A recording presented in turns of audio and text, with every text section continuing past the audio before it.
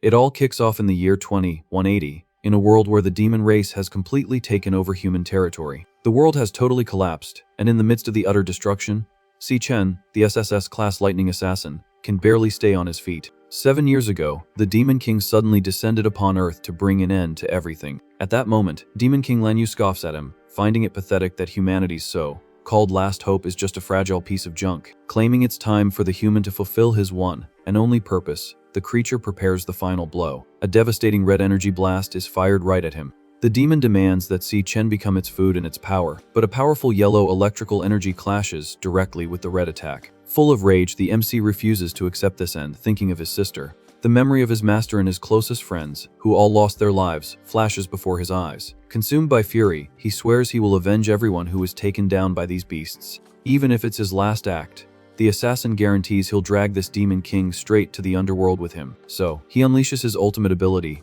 generating an insane explosion of lightning all around him. The creature is in total shock, having no idea what kind of crazy move this is. Our hero's body glows intensely, ready for the ultimate sacrifice. As the light takes over, the memories of his sister and his master begin to shatter like glass.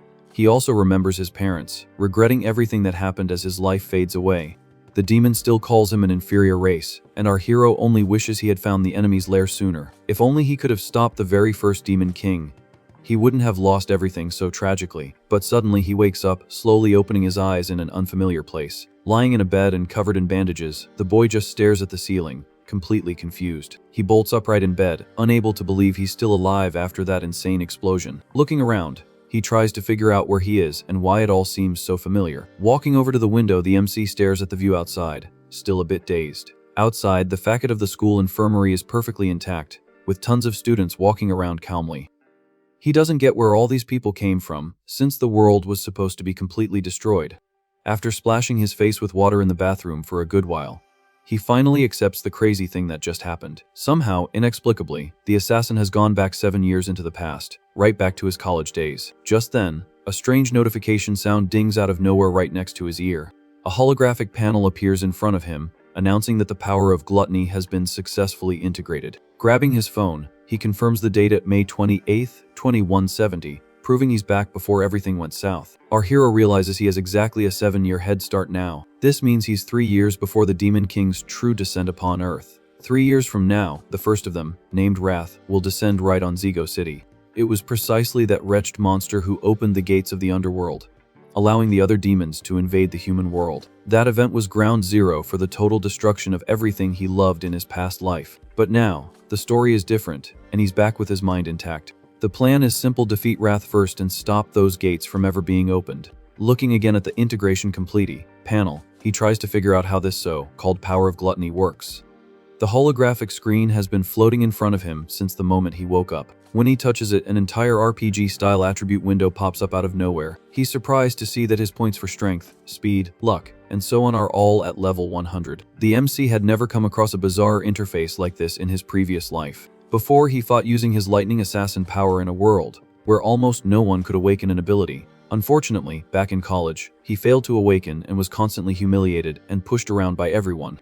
From this, he figures that the beatdown he got from one of those jerks was the reason he ended up in the infirmary. Suddenly, the system window glitches out with a weird visual distortion. The panel changes and shows the lightning assassin class he used to have. Seeing his old ability there, our hero starts to feel a faint pulse of electrical energy coursing through his body. The system updates again, showing a hidden class, and he decides he needs to test this power right now. An electric aura covers his body as he concentrates. At that moment, the door opens and a boy with glasses walks into the room, jumping in surprise. His friend rushes over, asking if the MC's body is okay after the beating. Cchen plays it cool, saying he's fine, and is relieved to notice the panel vanished and his friend can't see any of it. Looking closely, the kid with glasses is shocked that all the serious injuries from yesterday have vanished like magic. The MC remembers this guy very well. It's Malong, his old college roommate. As his friend inspects his healed arm, he recalls that this kind roommate died tragically on the 3rd day of the invasion. Seeing the boy alive in front of him, it finally sinks in that he really has gone back in time. Excited, his roommate reminds him that the ranking test is tomorrow and tells him to get ready pronto. Even without having awakened, the test is crucial for graduation, so his friend unceremoniously drags him out of there. The late afternoon sun paints the sky orange as students walk across the university campus. The two of them walk casually toward the main courtyard. Watching the others play soccer, the assassin reflects that it's been a long time since he's seen so many living people gathered together. His buddy hears him mumbling something and asks what kind of spooky stuff he's talking about all of a sudden. Shrugging it off, the friend with glasses just suggests they take a walk around the field to clear their heads. But inside, all the MC can think about is how he lost the entire world before. He's fully aware that if he just stands around, the same miserable future will happen all over again. Filled with determination, he decides he needs to act immediately and level up as fast as possible. The only way to level up is by killing monsters in dungeons, but the problem is that the major clans monopolize everything, and outsiders don't stand a chance. Analyzing his points in the system, he tries to calculate his strength relative to the official chart that ranks hunters from S class down to E class. He has a good idea from his past experience, but is eager to see what rank he'll get in the official test. Glancing sideways at his scrawny friend, he laughs to himself, certain that he's already way stronger than him. Suddenly, a basketball comes flying out of nowhere and smacks the kid with glasses right in the face. The impact sends the poor guy dropping to the ground, groaning in pain from the blow to his head. Far off on the bleachers, a group of punks laughs as one of them calls out their names mockingly. Looking at the pair, the jerk comments sarcastically that they recovered pretty quickly from the last beating. Poor Malong cries on the ground, complaining about their rotten luck for running into these guys of all people. From the top of the stairs, the group of bullies just watches the scene with an air of superiority. Their leader continues to taunt them, reminding them that they can always take a good punch. Staring down from above, the big guy reinforces how much he enjoys testing the boys' endurance. Recognizing the aggressor instantly, Cchen feels the bitter memories of the past bubble up in his mind. The torturous memory of being intentionally drowned comes rushing back with full force. Back then, these same guys shoved his head into a toilet without a shred of mercy. Maui Long desperately tried to beg them to stop and let his friend go. But the big guy just laughed at the situation, claiming he was just giving the MC a little helping hand. The bully justified the assault by saying the kid still hadn't awakened his powers, so he thought it was hilarious to give him some extra encouragement with a bit of violence to see if it would help. After getting tired of their sick game, the group of bullies simply left, leaving the two of them there. Back in the present, Malong grabs his friend's arm and whispers, asking if he's okay. Completely fed up, the roommate doesn't understand why these idiots never leave them alone. Musing, the MC concludes that pure malice doesn't just exist in demon dungeons. Hearing a mumble, the bully gets annoyed and decides to come down to mess with them some more. Now near the court, the aggressor demands to know why the boys didn't bring him cases of drinks. Trembling with fear, Malong immediately apologizes and promises to run and buy everything right away. However, Cchen tells his friend to stop and announces loud and clear that the ones who should be apologizing are them. The big guy is shocked by the boy's unexpected audacity. Even Malong can't believe what his friend just said and tries to calm him down. Without wasting a second, the aggressor, named Gong Ting, activates his green E-class warrior aura. The crowd around them gossips that he only picks on the weak because his brother, the student council president, is there to protect him. The students point at the scene, fully expecting the pair to get a nasty beatdown again. Gong Ting scoffs at the situation, reminding them that the two losers just got out of the hospital. Getting in Chen's face, the bully angrily asks what he just said. Ignoring the threat, the MC just coldly repeats for them to never bother them again. The aggressor finds that absurd coming from such a weak guy. Losing his patience completely, Gong Ting charges forward, yelling that the kid is asking for another thrashing. But the MC blocks the punch with just one hand, without breaking a sweat.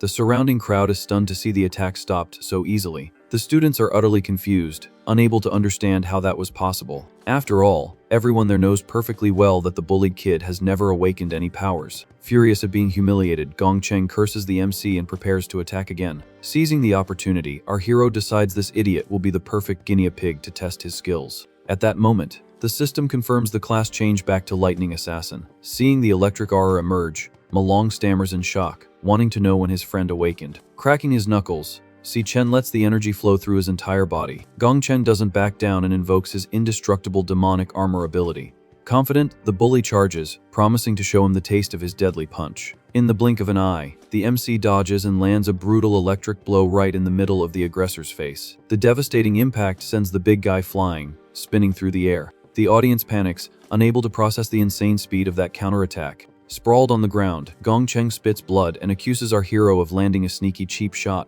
Infuriated with his own crew, the bully screams, demanding to know if his friends are just going to stand there and watch. The henchmen hesitate, trembling in fear at the protagonist's overwhelming strength. A dark, menacing aura surrounds Cchen as he glares at his enemies. Completely blinded by rage, Gong Ting charges once more, swearing to finish the boy. He throws a heavy, power-loaded punch at his opponent, but the assassin blocks the impact with ease and tells the aggressor he's way too weak. Next, Cchen fires a massive electric punch straight into the brute's stomach.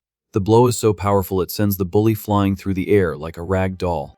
The boy's body soars across the court and slams violently against the low wall of the bleachers. Defeated and covered in injuries, Gong Ting finally collapses, unconscious, on the ground. A dead silence falls over the courtyard as everyone stares at the scene, speechless. Poor Ma Long is crying from sheer nerves, unable to understand when his roommate turned into such a monster. Looking at his own sparking hand, our hero processes the conclusions from what just happened.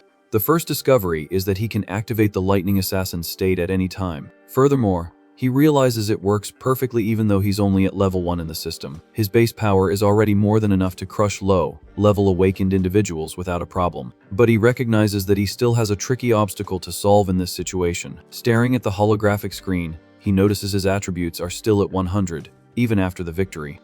Holding Gong Ting by the neck with a hand crackling with lightning, he reflects on the problem. The audience starts to panic, thinking our hero is going to finish the bully right then and there.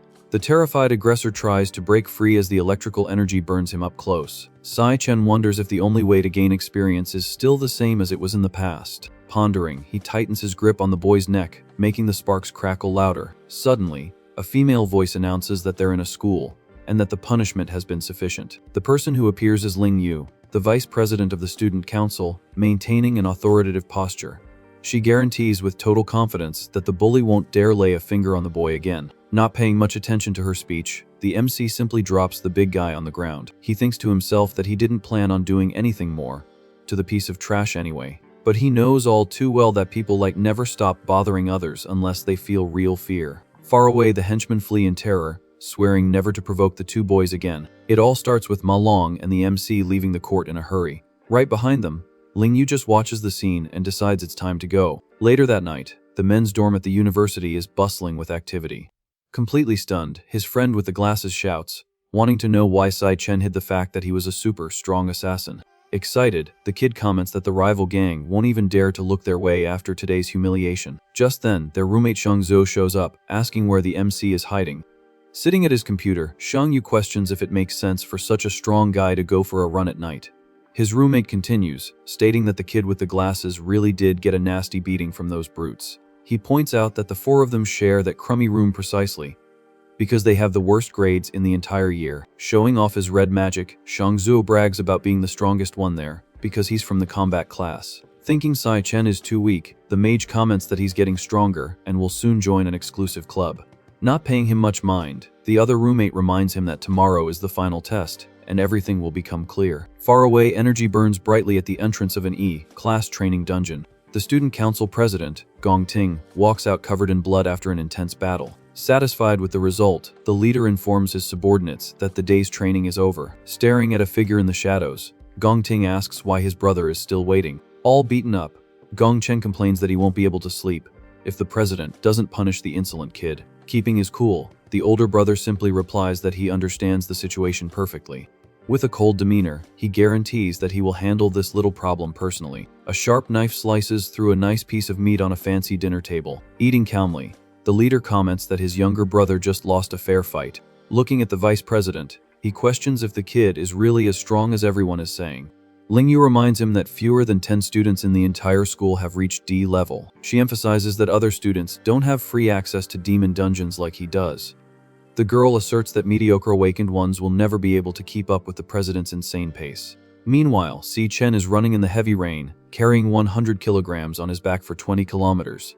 The assassin reflects that a person's power limit is directly linked to their natural physical endurance. Panting under the downpour, he admits to himself that this effort is still not enough. Painful memories from the year 2180 resurface, when Demon King Wrath annihilated humanity. Kneeling in the rubble, the MC mourns the tragic passing of his sister at the hands of the monstrous beast. It was precisely this cursed monster that opened the gates to the underworld for the full-scale invasion. Back in the present, the boy squints his eyes with pure determination under the storm. His main objective now is to annihilate this Demon King at any cost.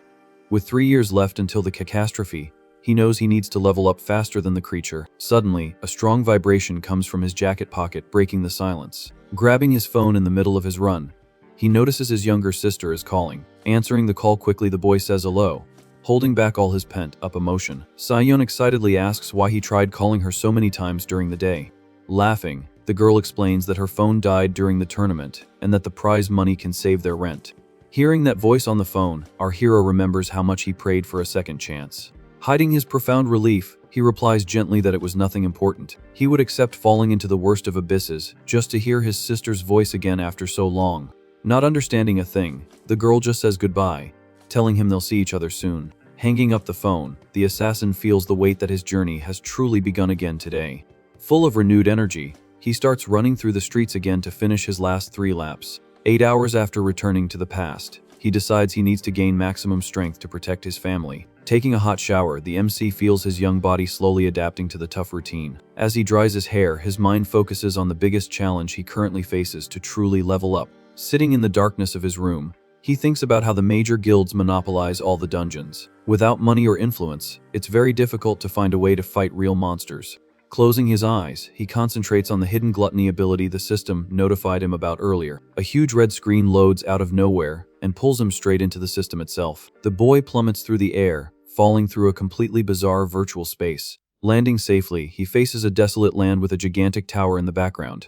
Utterly lost, Cchen tries to process how he ended up there in the middle of the night. He observes the dark structure in the distance, trying to unravel the great mystery of this place. Out of nowhere, a pack of E-level skeletal wolves appears, snarling in his direction. Realizing he's in the middle of a fight, he immediately activates his class change. The interface confirms lightning assassin mode, and he decides to clear the area quickly. Intense sparks explode from his body as he charges toward the ferocious beasts. With a lethal move, he lands a fatal blow, easily slicing the first wolf in half. A panel pops up instantly, confirming he has obtained experience points for the victory, destroying several enemies in the blink of an eye. The boy finds these fights way too simple. He takes down another target, absolutely certain that he's not trapped in a dream.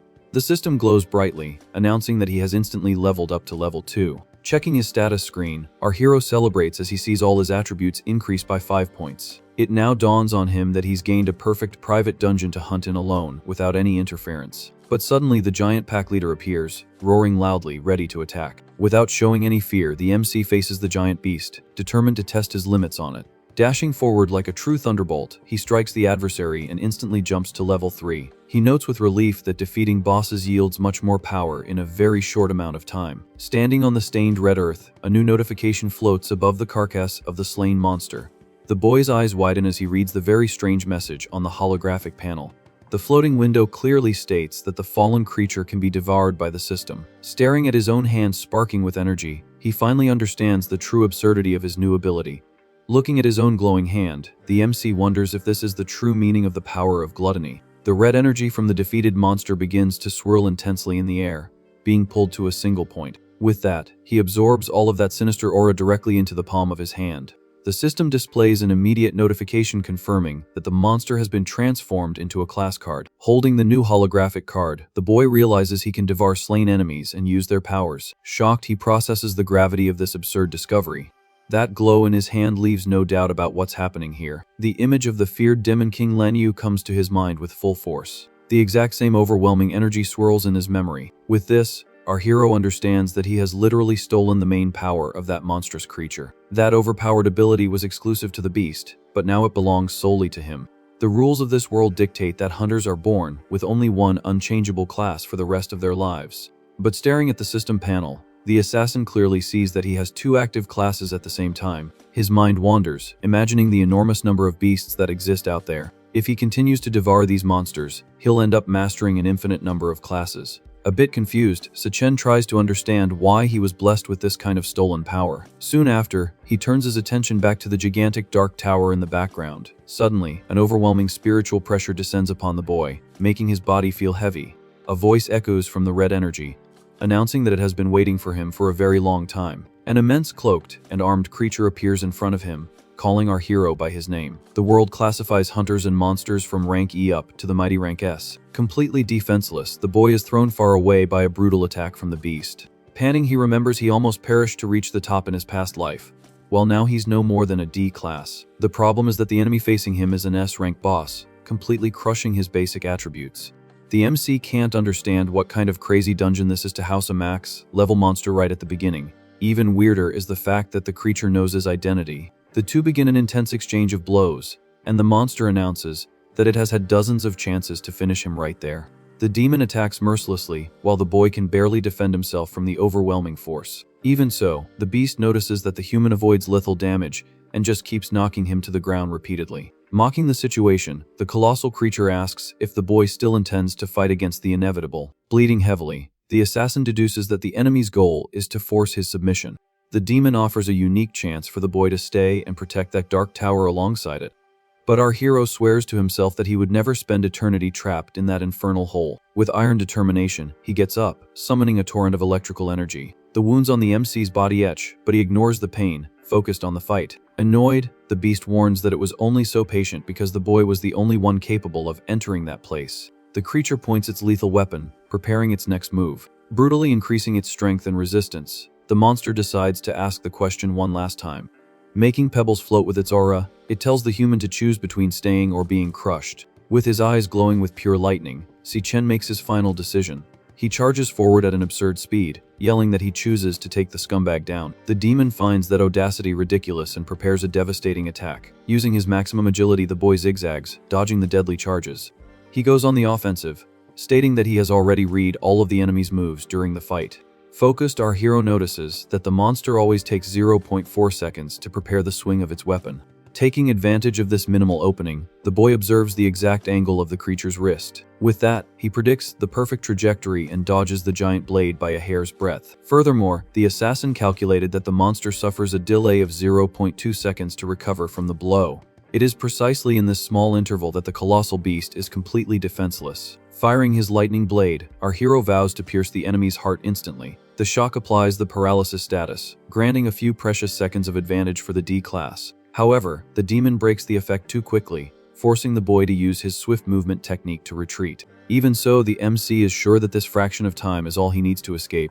During the entire exchange, he kept his eyes fixed on the only source of light in that dark scenery. The boy stretches out his hand, about to reach what appears to be the exit portal. But as soon as he lands on the ground, the mysterious glow simply vanishes into thin air. Frustrated, he realizes that this place is not a real dungeon, and the exit was just an illusion. The creature reappears, laughing at the situation, finding it incredible how the human found its flaws so quickly. Revealing its true form as a 1-star S-rank warrior, the monster praises the boy as the bearer of hope. Staring at the enemy's new appearance, Cchen is in total shock. Accustomed to despair, our hero knows how to stay calm to find a way out, but that appearance is identical to the Demon King's. The shock paralyzes his body at this disturbing discovery. A violent memory of the great final war from his past life invades the boy's mind. At that time, the beast switched between various high-level combat forms with extreme ease. The cursed monster would turn into a giant dragon to crush human resistance. Immediately after, it would change to a devastating elemental form, spreading power everywhere. The creature also used nature manipulation abilities to trap the hunters,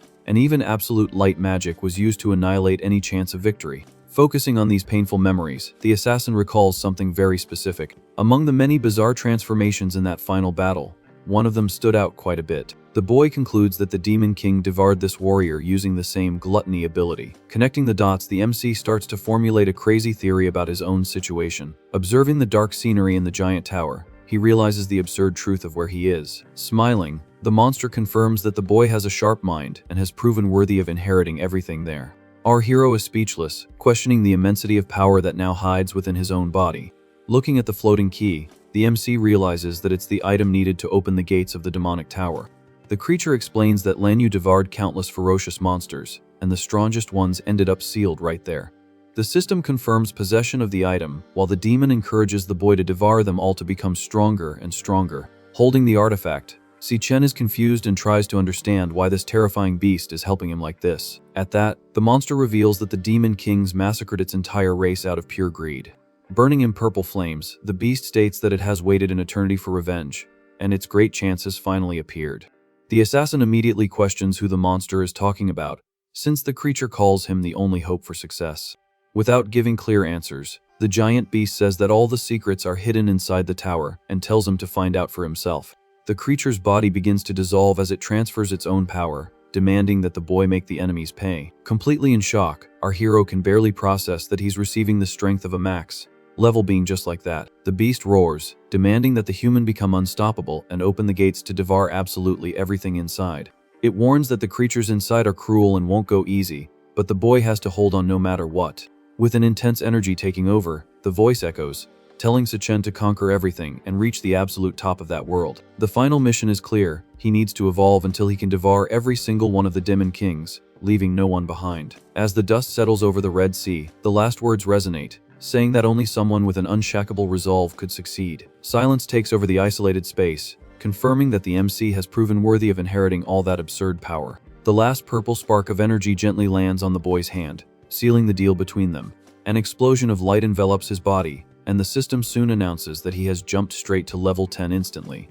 With a focused and determined gaze, the assassin accepts the burden and promises to carry the will of that monster with him. The interface updates, showing that the absorption was completed successfully and generated a new, super powerful class card. Returning to reality, he swears that he will make all his enemies pay with their own blood. The next morning, the tranquility of the room is shattered by the excited shouts of his roommate with glasses, telling everyone to wake up. Cchen sits up in bed, a bit disoriented, trying to process everything that happened last night. Seeing his friend rushing everyone because of the uniform, he can hardly believe he's already back in his normal dorm. As he puts on his shirt, our hero notices that all his injuries are completely gone and wonders if it was all just a hallucination. However, the system screen floating right there in front of him proves that the evolution was real and all the power came back with him. Analyzing his supercharged attributes, the MC is eager to find out which rank he currently fits into. Cutting off his reflection, the cocky roommate appears, getting dressed and calling his attention presumptuously. The mage comments in a mocking tone that he's been hearing a lot of exaggerated rumors about the boy overnight. Finding the situation amusing, he reveals that people are spreading it all over school that the MC has become a monster of strength. Completely paranoid, the roommate questions if our hero is planning to take his place as the boss of the room. Having no patience for drama, Cchen ignores the little show and just reminds him that the classification test is about to begin. The roommate takes a furious bite of his bread, feeling the blow to his pride for being snubbed so easily. Walking across campus, the mage brags, claiming that most people there are rabble, but he's already on a much higher level. Explaining that the difference in strength is absurd, he guarantees he could beat up dozens of weak newbies at the same time. Full of himself, the boy continues talking to himself as he dreams of a spectacular promotion in today's official test. Whispering slyly, Malong asks his friend to show all his power and shut the annoying roommate up once and for all. The assassin just listens to the suggestion and finds it funny that his friend's big goal is something as low as D class. The atmosphere in the school courtyard changes as students gather in droves for the big event. Suddenly, a loud greeting cuts through the group's conversation, catching everyone's attention instantly. The official testing area is already completely packed with anxious students well before the scheduled time. Ma Long panics upon recognizing the same punk henchman who beat them up the day before, pushing through the crowd. Staring at the big guys brutally clearing a path, his friend suggests they stay far away to avoid trouble. Bad luck strikes when the bullies stare directly at the pair, terrifying them.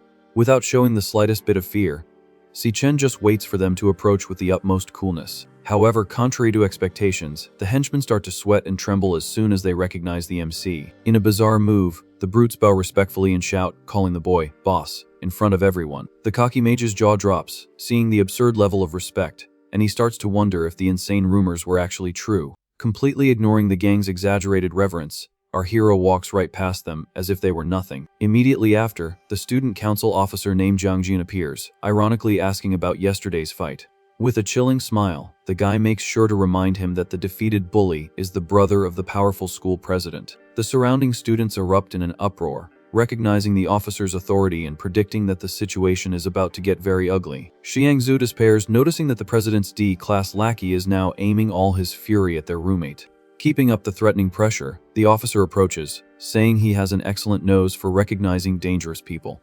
Whispering maliciously, the lackey asserts that the boy exudes only the pathetic scent of a failure destined for the trash heap. He insists on provoking him, praising his own instinct for always knowing who really has strength in that place. Reinforcing the cruel mockery, the guy makes it clear that the MC will never be more than a weak and insignificant worm. Completely bored with the childish threat, the assassin breaks the tension by bluntly asking if the guy is a dog. The sarcastic comment hits the officer's pride directly, causing him to lose his composure and scream furiously at the insult. Before the argument turns into a brawl, a firm and authoritative voice echoes from the top of the stairs, telling the lackey to stop immediately. President Gong Ting descends the steps, coldly stating that he has already investigated the fight and knows his own brother was in the wrong. Walking across the track, the top leader of the council reinforces that paying the price for one's mistakes is simply the natural course of things. Despite agreeing with the rules, the president's sharp gaze reveals that he won't let this humiliation go unpunished. Our hero returns the heavy glare without flinching, perfectly aware that he has made a powerful enemy for the future. The tense atmosphere is broken when the evaluator on stage announces over the microphone that the long-awaited classification test will finally begin. Leaving with his team, Gong Ting focuses on the main event while his lackey concludes that the boy is just a harmless weakling. Watching everything from a distance, Vice President Ling Yu eyes the council's strange movements with great suspicion. On top of a building, influential observers discuss the strange presence of major figures at this simple school test. Taking a sip of her tea, the woman with short hair gives a slight smile, predicting that things are going to get out of hand today. The giant screen lights up, displaying the name Shang Zuo, and the crowd goes wild, cheering for the mage's success in the challenge. Stepping onto the stage full of confidence, the boy extends his hand, determined to show the entire school how powerful he has become. He positions himself in front of a glowing energy pillar that will measure his raw power limit exactly. The system's narration explains that this power assessment occurs through a virtual environment specially created for safe testing. At the core of the school's machinery, a demon heart connected to several cables prepares to absorb the attack. With a cry of effort, Shang Zhu unleashes all his fire magic against the target to ensure the best possible score. With that, the demonic heart absorbs all of the intense fire attack and begins to transmit the raw energy through the cables. The machine hums as it focuses on processing the exact force of the blow. Soon the giant screen updates, showing that Shang Zuo has reached mid-level E class, calculating the data in real time. One of the evaluators announces that the registration is complete, questioning why the other information hasn't come out yet. Excited, his colleague beside him points to the screen, stating that the main event is about to begin. The system explains that, in addition to current strength, the machine also measures the maximum potential a student can achieve in the future. The screen glows, revealing a C-level potential, ensuring that students with high scores receive a lot of attention from the state.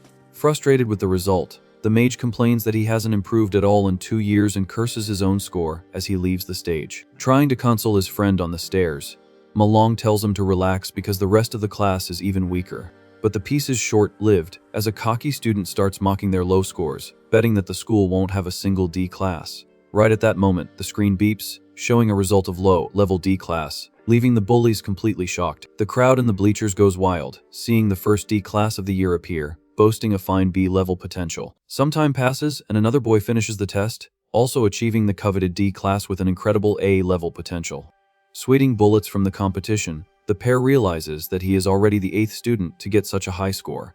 The teachers comment with surprise on the number of talented individuals, as usually only a couple of graduates reach that level.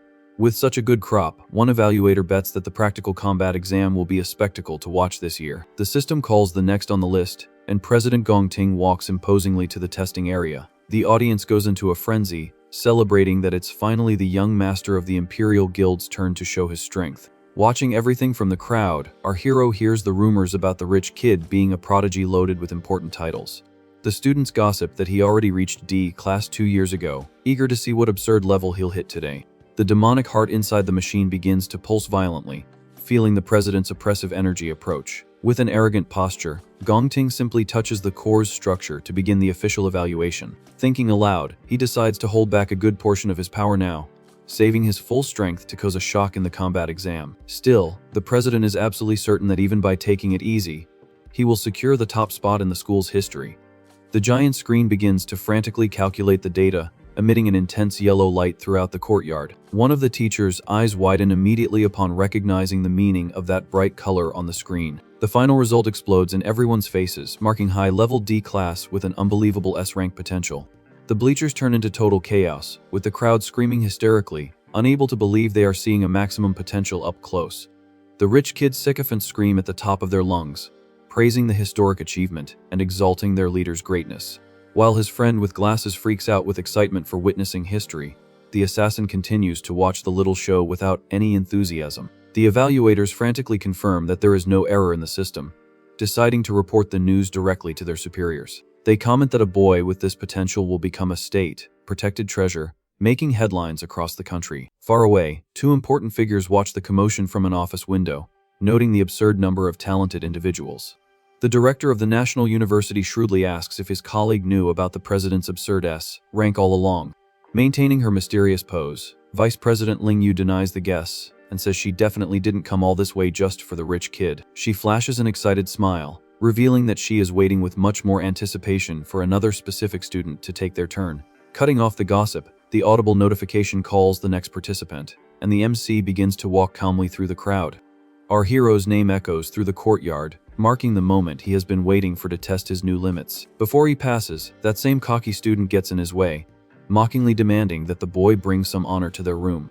Laughing hysterically, the bully threatens that it will be a disaster if all 4 roommates get the worst scores. Humiliating them without mercy, he throws it in their faces that a bunch of failures will only embarrass themselves in the final exam and become a laughingstock on campus. Trembling with rage, Malong musters his courage and stammers that the MC is going to make the jerk's eyes pop out of his head in shock. Completely immune to the childish provocations, Cchen just ignores the shouting and positions himself in front of the large evaluation machine. Seeing the boy's unshakable confidence, the bullies swallow hard and begin to doubt if he really is hiding some secret strength. In the depths of the system, the pulsating core awaits the assassin's energy amidst the darkness of the control room. Suddenly, the monstrous heart's eye opens bizarrely upon detecting the threatening presence right in front of it. Extending his hand to the panel, the MC remembers that joining a high-level guild is the only chance to secure a good future. The narration highlights that the great opportunity to prove their worth to these recruiters is to survive the cruel practical combat exam. As a fundamental rule of this test, each student has complete freedom to form their own squad with up to 10 participants. The grand prize for the winning squad is direct recruitment by the Imperial Guild, elevating the weight of this school test. In the crowd, several weaker students start groveling, begging to be accepted into the teams of the stronger ranks. The perfect clique forms around Gong Ting, with the team ensuring that gathering all available class members guarantees victory. The selection system focuses on creating the unbeatable team, and the sycophants flatter the president, claiming he will be the master of the game. By the harsh law of survival, while the strong unite at the top, the weaker students end up isolated and destined for early elimination.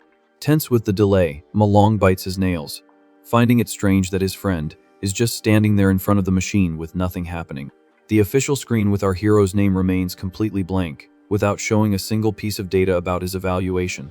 Seeing the system's silence, the crowd takes the opportunity to make fun, deducing that the boy's level is so pathetic that the machine can't even read it. The rich kid's henchmen agree that only trash is left to be tested and invite their boss to go enjoy some karak since the team is set.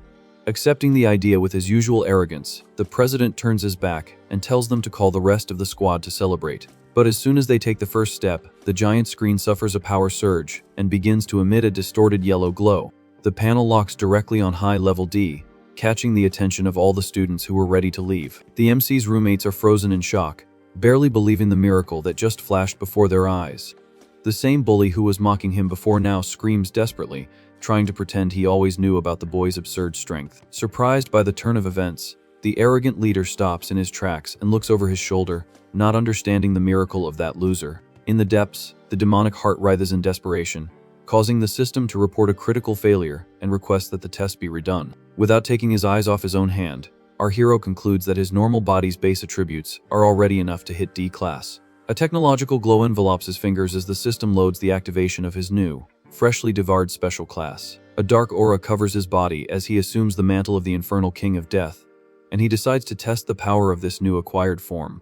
Immediately, the machine freaks out with the bizarre increase in strength and updates the scoreboard, jumping straight to C level in front of everyone. The classification settles at mid-level C class, proving that the spiritual pressure of that monster was something beyond the school's reality. The teachers tear their hair out in panic, screaming that it's impossible for a student's rank to keep climbing like that without stopping. Sweating and completely shaken, the president listens to his henchmen try to justify the situation by accusing the machine of being broken. Confusion takes over the evaluation desk, with the heads not understanding the reason for the failures, as they have never witnessed anything like it. The organic core completely collapses, sweating profusely and forcing error alerts to pop up on the main screen again. Completely enveloped in destructive purple lightning, the assassin coldly deduces that his other classes certainly break the C-level barrier. The system confirms the class change to Purgatory Rakshasa as the MC unleashes the full extent of his true power. Pressured by this overwhelming force, the great eye of the demonic heart widens in complete desperation. A storm of sinister purple energy begins to swirl violently within the machine's virtual space. Shortly after, a colossal dark lightning bolt rips through the sky, striking directly in the testing area. Watching this apocalyptic scene, the students panic, not understanding the madness that is happening. His friend with glasses completely freaks out, screaming that this is a celestial omen and that their dorm has just birthed a god-level monster. On the giant screen, the rank and potential data begin to flicker and distort frantically. The colored bars of the evaluation system short-circuit heavily, unable to calculate the raw power.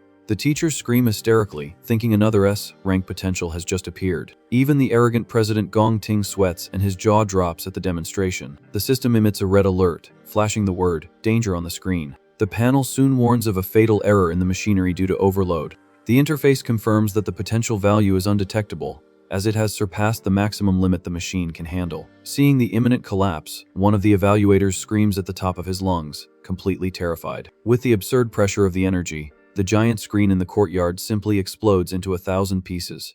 The teacher despairs, warning that the demonic heart is overloading and tells someone to save the student inside. The machine's cables snap, releasing smoke, while the evaluators ask if the boy is okay. Staring at the testing room through the glass, the bosses freeze in place at the bizarre scene. The monstrous core that used to float is now completely dry and dead. Standing there, the assassin feigns confusion, asking if the device burned out from overuse. But inside, the MC admits he accidentally pushed it too hard and choked the machine, getting a surprise in the process. The holographic screen announces that the absorption of the A-rank heart was a success, proving that the gluttony ability even works on machines. With that, he turns his back on the technological scrap and calmly walks back to the courtyard. The boy activates the newly stolen ability, making his eye glow intensely with a greenish light. Looking at the crowd, floating panels appear above each student's head, revealing their exact level. Focused on the new feature, he concludes that being able to see anyone's true strength will be extremely useful. When he looks at the council president, the system shows that the rich kid is hiding his strength and is actually a mediocre C class. On the stage, the evaluators clear their throats, announcing that the day's test is suspended due to the machine's sudden demise. The official guarantees that our hero's bizarre data will be sent directly to the higher-ups for analysis. Overly excited, his friend with glasses grabs him, calling him an absolute genius, and drags the group off to celebrate. Unable to accept the result, the council's lackey accuses our hero of being a loser and claims it was all just a system error. Grabbing the glasses, wearing friend's clothes, the guy freaks out, saying their group ruined the entire day's schedule. Completely out of patience, the MC lets energy crackle in his fingers, finding the guy incredibly annoying. Glaring at the lackey with pure hatred, the assassin seriously considers whether he should just cripple the idiot right there. Before the worst can happen, President Gong Ting orders his subordinate to back off and not disrespect their new colleague. The bully stammers, completely incredulous upon hearing the word, "colleague," come out of his leader's mouth. Oozing arrogance, the rich kid extends his hand, inviting our hero to join his squad for the combat exam. The president states, with all the confidence in the world, that the highest score in history will belong to them.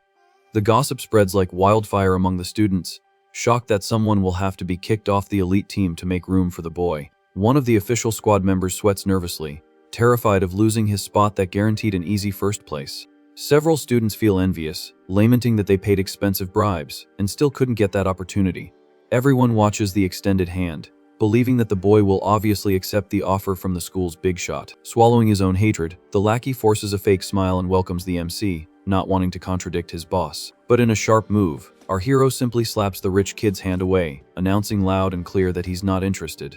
The slap echoes through the courtyard, leaving the lackey outraged and the president with an expression of pure fury. Furious at the snub, the henchman yells, praising the team's strength, but the assassin ignores him, saying he doesn't care about that. Glaring at the lackey out of the corner of his eye, the MC emanates a heavy aura and tells him to stop bothering him for good. The lackey grinds his teeth in rage, summoning a small flame in his hand, dying to attack. The crowd whispers, unable to believe the boy's absurd courage in rejecting the all-powerful student council to their faces. One student concludes that our hero plans to take first place alone to prove the worth of his C rank. The MC's friends laugh nervously, finding the bully's broken expectations hilarious but fearing the consequences. Maintaining a chilling calm, the president states that he respects his colleagues' individual decisions.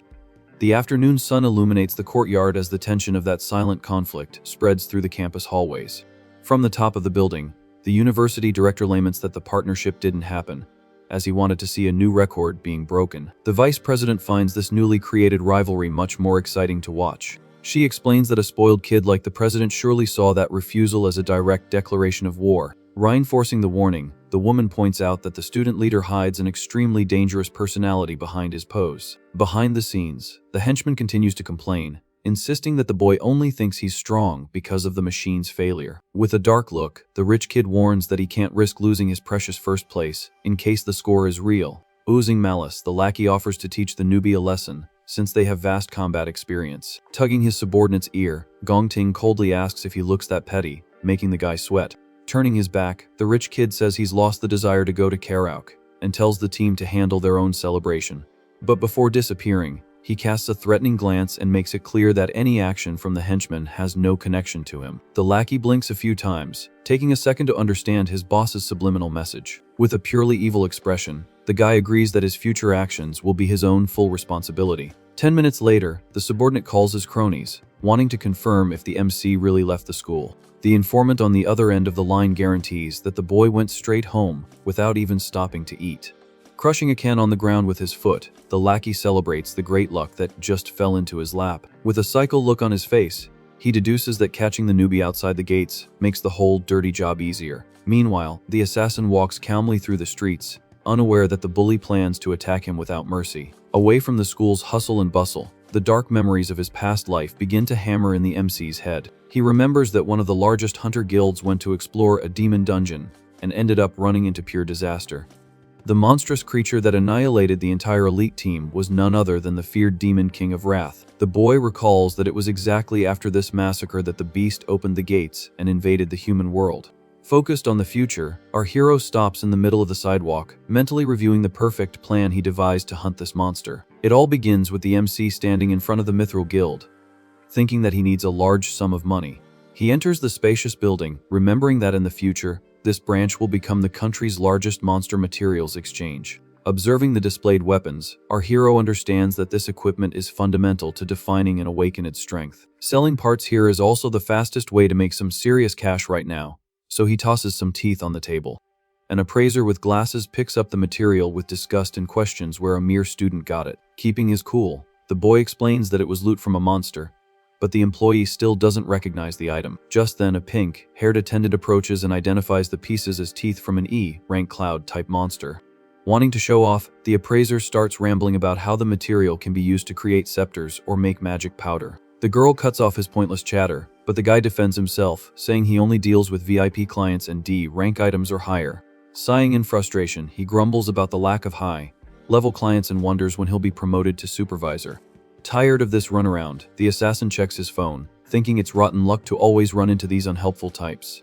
Suddenly, someone calls the employee named Lee's attention, telling him to take over the rest of the process and work hard. Quickly, the man hands over the tray with the payment for the sale and formally asks if the boy needs anything else. Seeing the $18,000 in his account, our hero feels relieved that he already has enough to cover this month's rent. However, activating his purple magic in his hand, the MC announces that he has one more thing to take care of. Pulling a huge sword from his inventory, the boy asks them to take a good look at the equipment. The attendant is impressed by the dark and imposing look of the giant weapon. Analyzing the magical aura, the woman deduces that the item must be at least B rank, or maybe even A rank. The appraiser scoffs immediately, stating that an A-level weapon costs $1 million, and he's never seen one in all his years of work. At that moment, an elegant man in a blue suit suddenly appears, agreeing that the sword is neither A rank nor B rank. Thinking he's won the argument, the employee praises his boss's insight and scoffs at the poor student's capabilities. But the man in the suit adjusts his glasses and declares that the piece came from the lands of Purgatory, being a pure S-rank piece of equipment. Hearing this absurd classification makes the appraiser completely lose it, screaming in disbelief at what he just heard. Ignoring his subordinate, the manager quickly approaches and shakes our hero's hand firmly. Completely changing his attitude, he opens a friendly smile and welcomes his newest distinguished guest. With utmost politeness, the boss guides the boy to the VIP room while the mediocre employee bows, dying of shame. Sitting comfortably, the assassin observes the manager and mentally celebrates that his true target has finally appeared. He knows very well that the refined man's name is Chung Jai. A cup of hot tea is served to ease the initial tension of the negotiation. Settled on the luxury sofa, the man in the suit gets straight to the point and asks for how much the boy intends to sell the sword. Looking the man in the eyes, the MC throws out a lowball price and asks for only 1 million for the piece.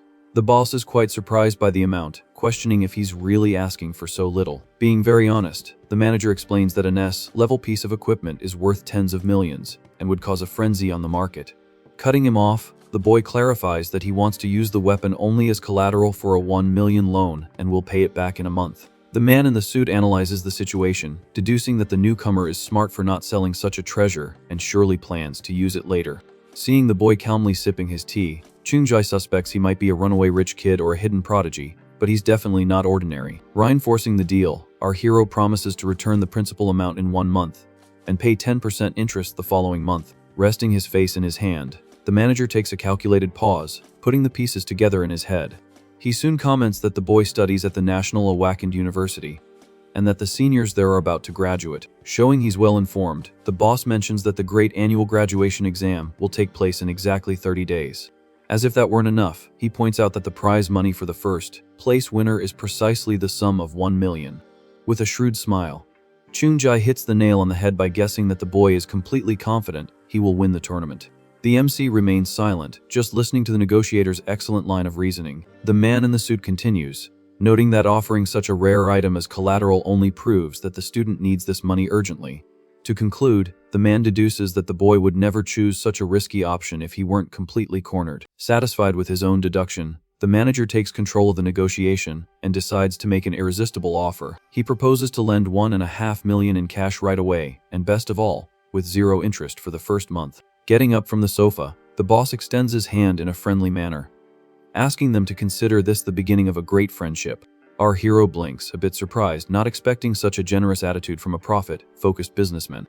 Guaranteeing complete confidentiality, the man only asks that the boy treat their guild as the absolute priority when he needs to do business in the future. As he signs the agreement, the assassin admires the manager's intelligence, understanding perfectly why he will become the greatest in the world. Shaking the rich man's hand, the boy is certain that he will need trustworthy allies to succeed in eliminating the creature of wrath. The partnership is sealed right then and there, marking the beginning of a mutually beneficial alliance for both sides of this story. Golden magic seal glows on the boy's palm, officially validating the contract. At the same instant, his phone beeps, confirming the $1 million transfer directly to the student's bank account. Curious, Chungjai asks what the newbie plans to use in the graduation tournament, since he just pawned his best weapon. The manager offers to lend some A or B rank equipment from his own stock, as they no longer have any S-level items. Without losing his composure, the MC summons a second, identical magic sword, casually mentioning that he still has a spare.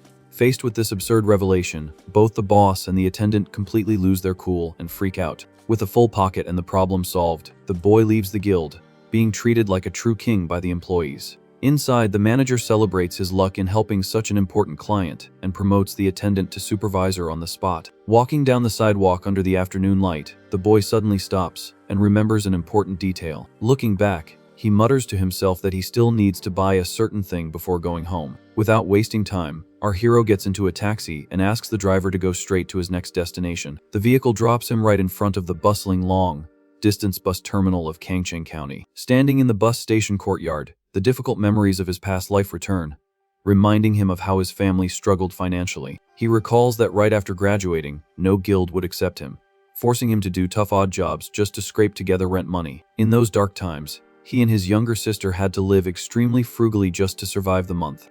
His mind travels to the admission letter from the Central International Institute of Art in the girl's name. But because of their extreme poverty, the young woman had to tear up her own letter, crying, accepting that at least she had passed. Clenching his fist, the MC laments that his little sister gave up her dream, just so she wouldn't be a financial burden and could take care of him.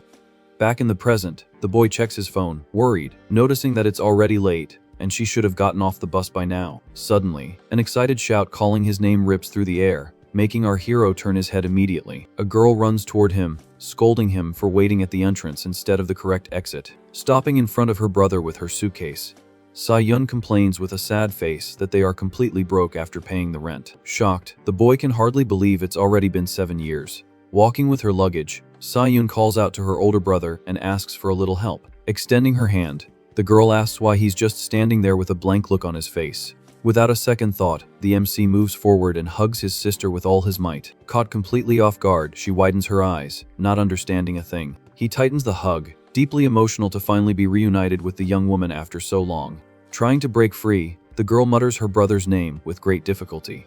With that, she starts pounding on his chest desperately, asking if he wants to choke her to an early grave. Already carrying the suitcase, Cchen hears her say he's acting weird and denies that he got dumped. Continuing on their way, the girl keeps chattering about how crazy the trip for the exam was. Watching the girl with affection, our hero promises himself that this time things will be different.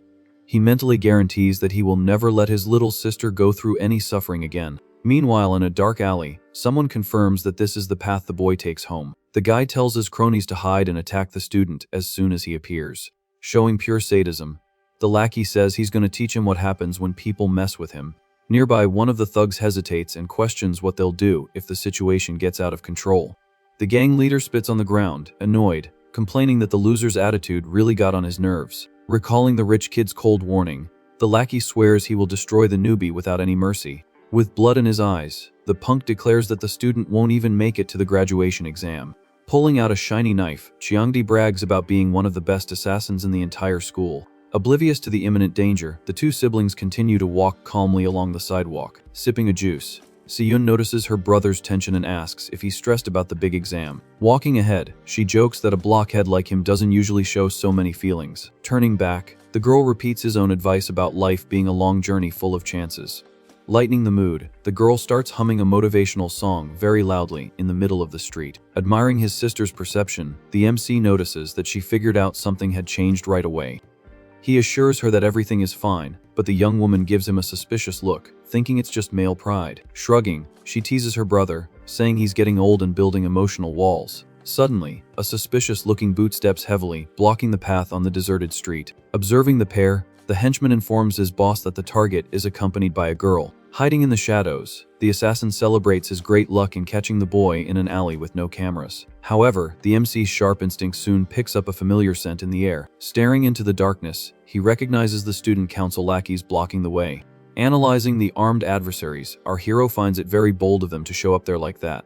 With a quick movement, the student pulls a wireless earbud from its case. With that, he gently places the device in his little sister's ear, who doesn't notice the danger around her. Confused by the gesture, the girl hears him ask her to listen to a song he really liked. Being very understanding, Siyun closes her eyes and lets herself be carried away by the melody playing on the earbud. Maintaining his serenity, the boy comments that songs are a good indicator of a person's state of mind.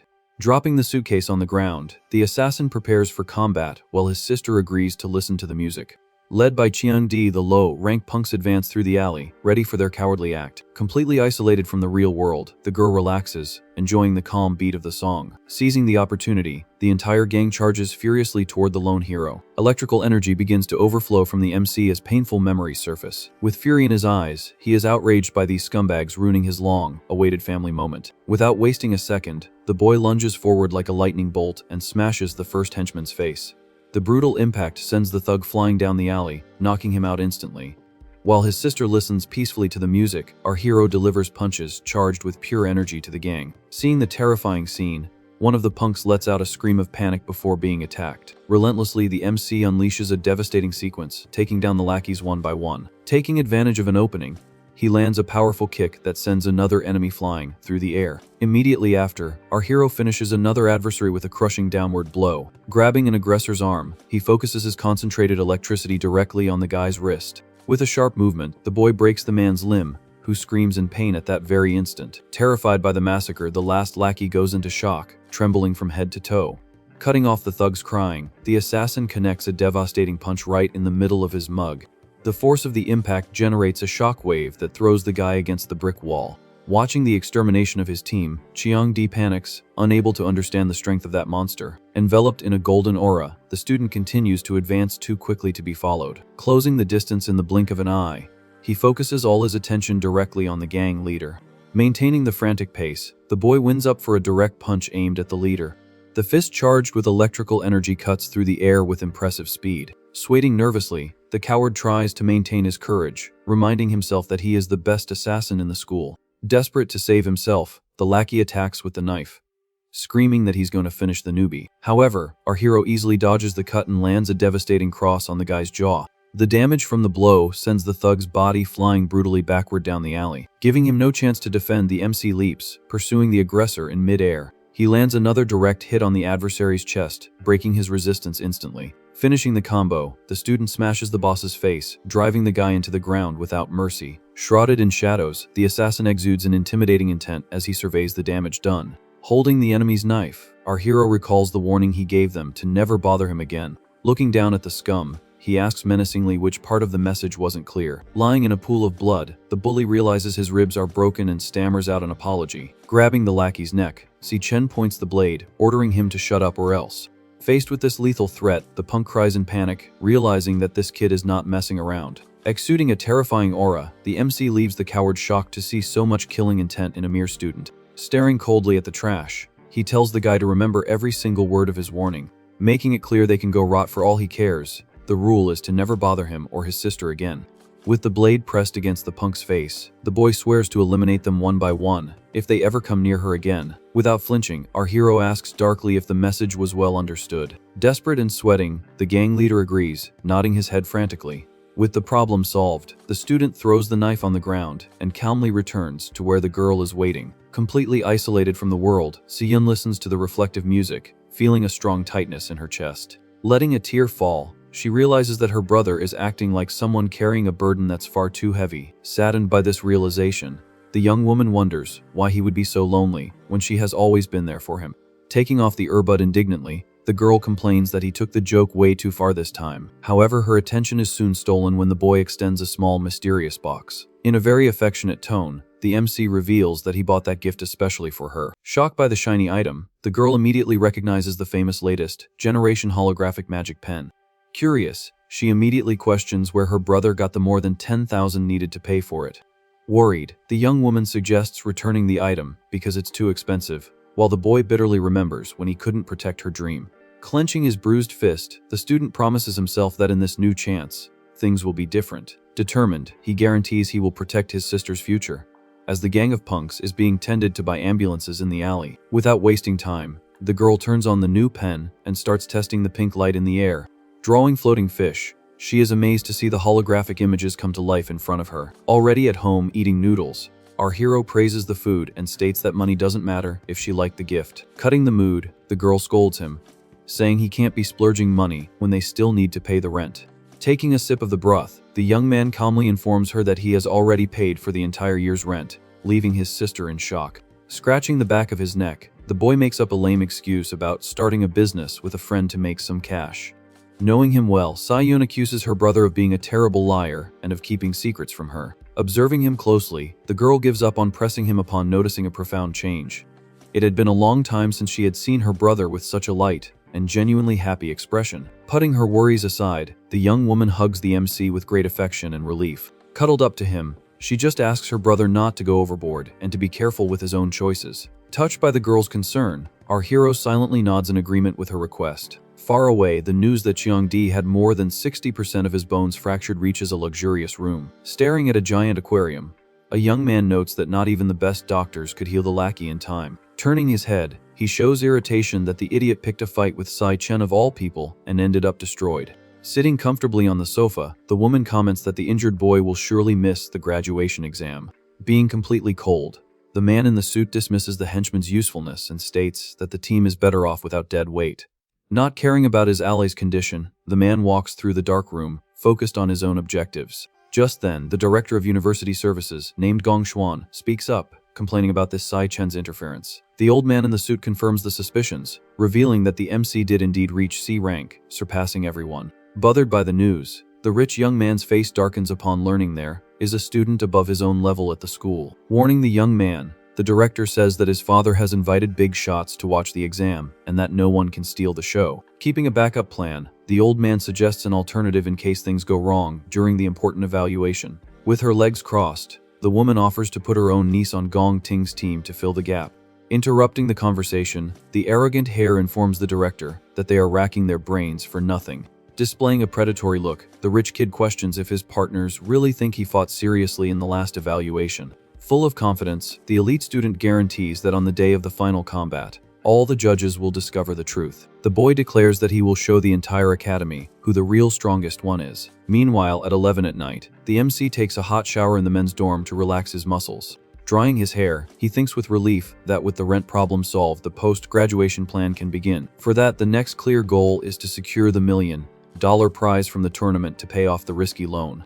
Remembering the loan shark in the suit, the boy knows he needs to honor the agreement, as he will still need the contact very much. Lying in bed looking at the ceiling, our hero mentally calculates that there is less than a month until the big event. Knowing the difficulty, he decides he needs to level up a few more times, and soon starts his progression system. In the blink of an eye, the boy's consciousness is transported to the base of the immense and sinister reddish tower. Walking up the stone stairs, the young man reviews the latest results of his exclusive abilities. The system indicated that his weakest class, focused on controlling shadow beasts, has already reached C rank. However, the interface informs him that the potential of his demonic transformation is so immense that it cannot be calculated. Evaluating the hidden profiles, the student admits that he cannot extract the full power of this S-level class. As the limits remain a mystery, the young man summons a small, shiny golden key in the palm of his hand. Prepared for real combat, he decides to use the artifact to test his true strength once and for all. Inserting the relic into the air, a cosmic vortex expands, revealing the hidden dangers inside the Tower of Darkness.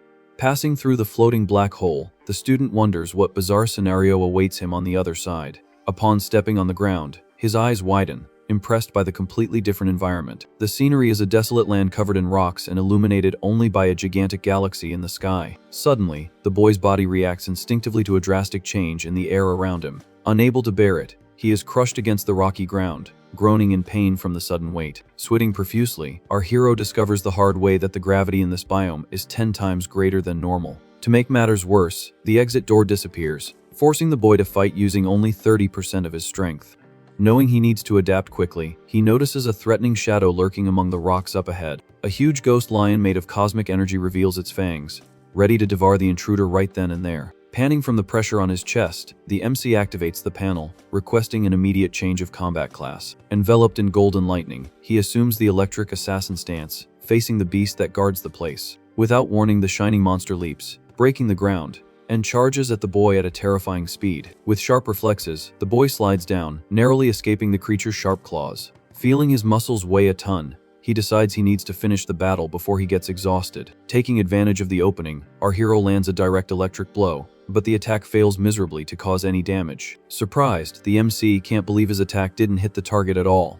With that, he soon understands that the high gravity has severely hampered his speed, causing the assassin class to lose all its advantage. To make matters worse, the giant beast continues to move around the area with the greatest of ease. Seizing the opening, the shining monster charges with full force and lands a heavy blow on the boy. Knowing he needs to change his strategy, our hero activates the system and immediately switches to his extreme strength class.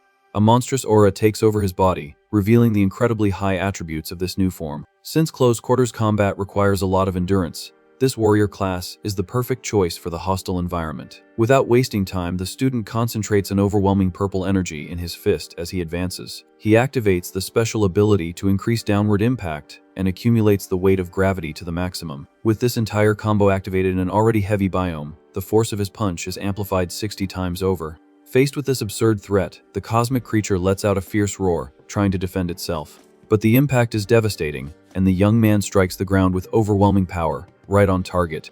The collision generates a colossal energy explosion, activating super heavy mode and sweeping away everything around. After the dust settles, our hero places his hand on the rocky ground, trying to catch his breath from that insane effort. Lying on the destroyed ground, the boy receives the notification confirming the kill and securing 12,000 experience points. Panting, the MC checks the interface and sees that he has finally reached level 11. The system informs him that each star on the card represents a direct multiplier for his attributes. Analyzing the data, he notices that his strength class has many more stars than his assassin class. Thus, the total power amplification in this form ends up being much greater. However, the boy admits that dealing with a B rank monster required almost all of his energy. It becomes clear that his two current classes have not yet managed to break the limit of this classification. Furthermore, our hero finds it strange that the system did not activate the Devourer mark after taking down the enemy.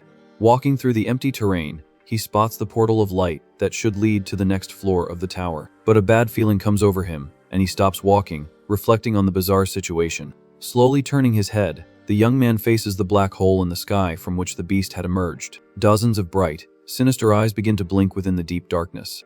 Tense, he understands that the true boss of this area has not yet shown itself. To the student's despair, that creature that demanded everything from him was just a random lackey from the pack. Without any warning, an entire pack of these cosmic lions charges with full force at the young man. Caught by surprise, he tries to defend himself from the barrage of swift blows using only his bare arms.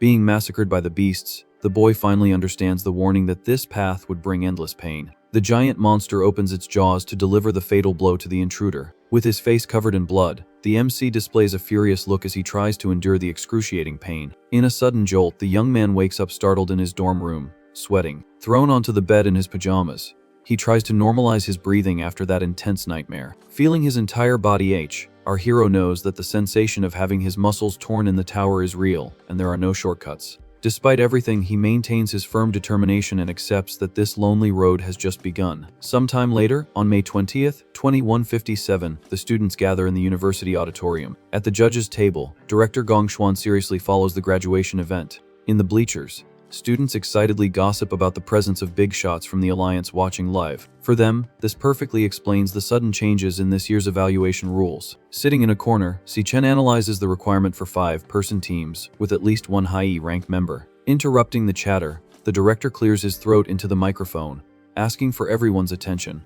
The old man in the suit announces that the ranks have been sent to their wristbands and tells them to form groups as soon as possible. Meanwhile, the teachers begin to distribute stacks of forms for the teams to fill out. Looking at the interface on his own wristband, the MC is faced with his updated classification low E rank. His friend with glasses beside him is startled by the result and states that there must be some mistake. The display confirms that both our hero and his 2 roommates are at the bottom of the worst possible classification. Confused, the young man questions his friend about the score, but the student prefers to remain silent. Around them, other students begin to whisper, remembering that the boy had gotten a C rank in the previous test. The malicious chatter concludes that his power core really did break, and now he's become dead weight. With a dark look at the display, the MC quickly realizes that no one will want to team up with him now. On the other side of the room, a bunch of sycophants celebrate the boy's misfortune, thinking he must be very regretful.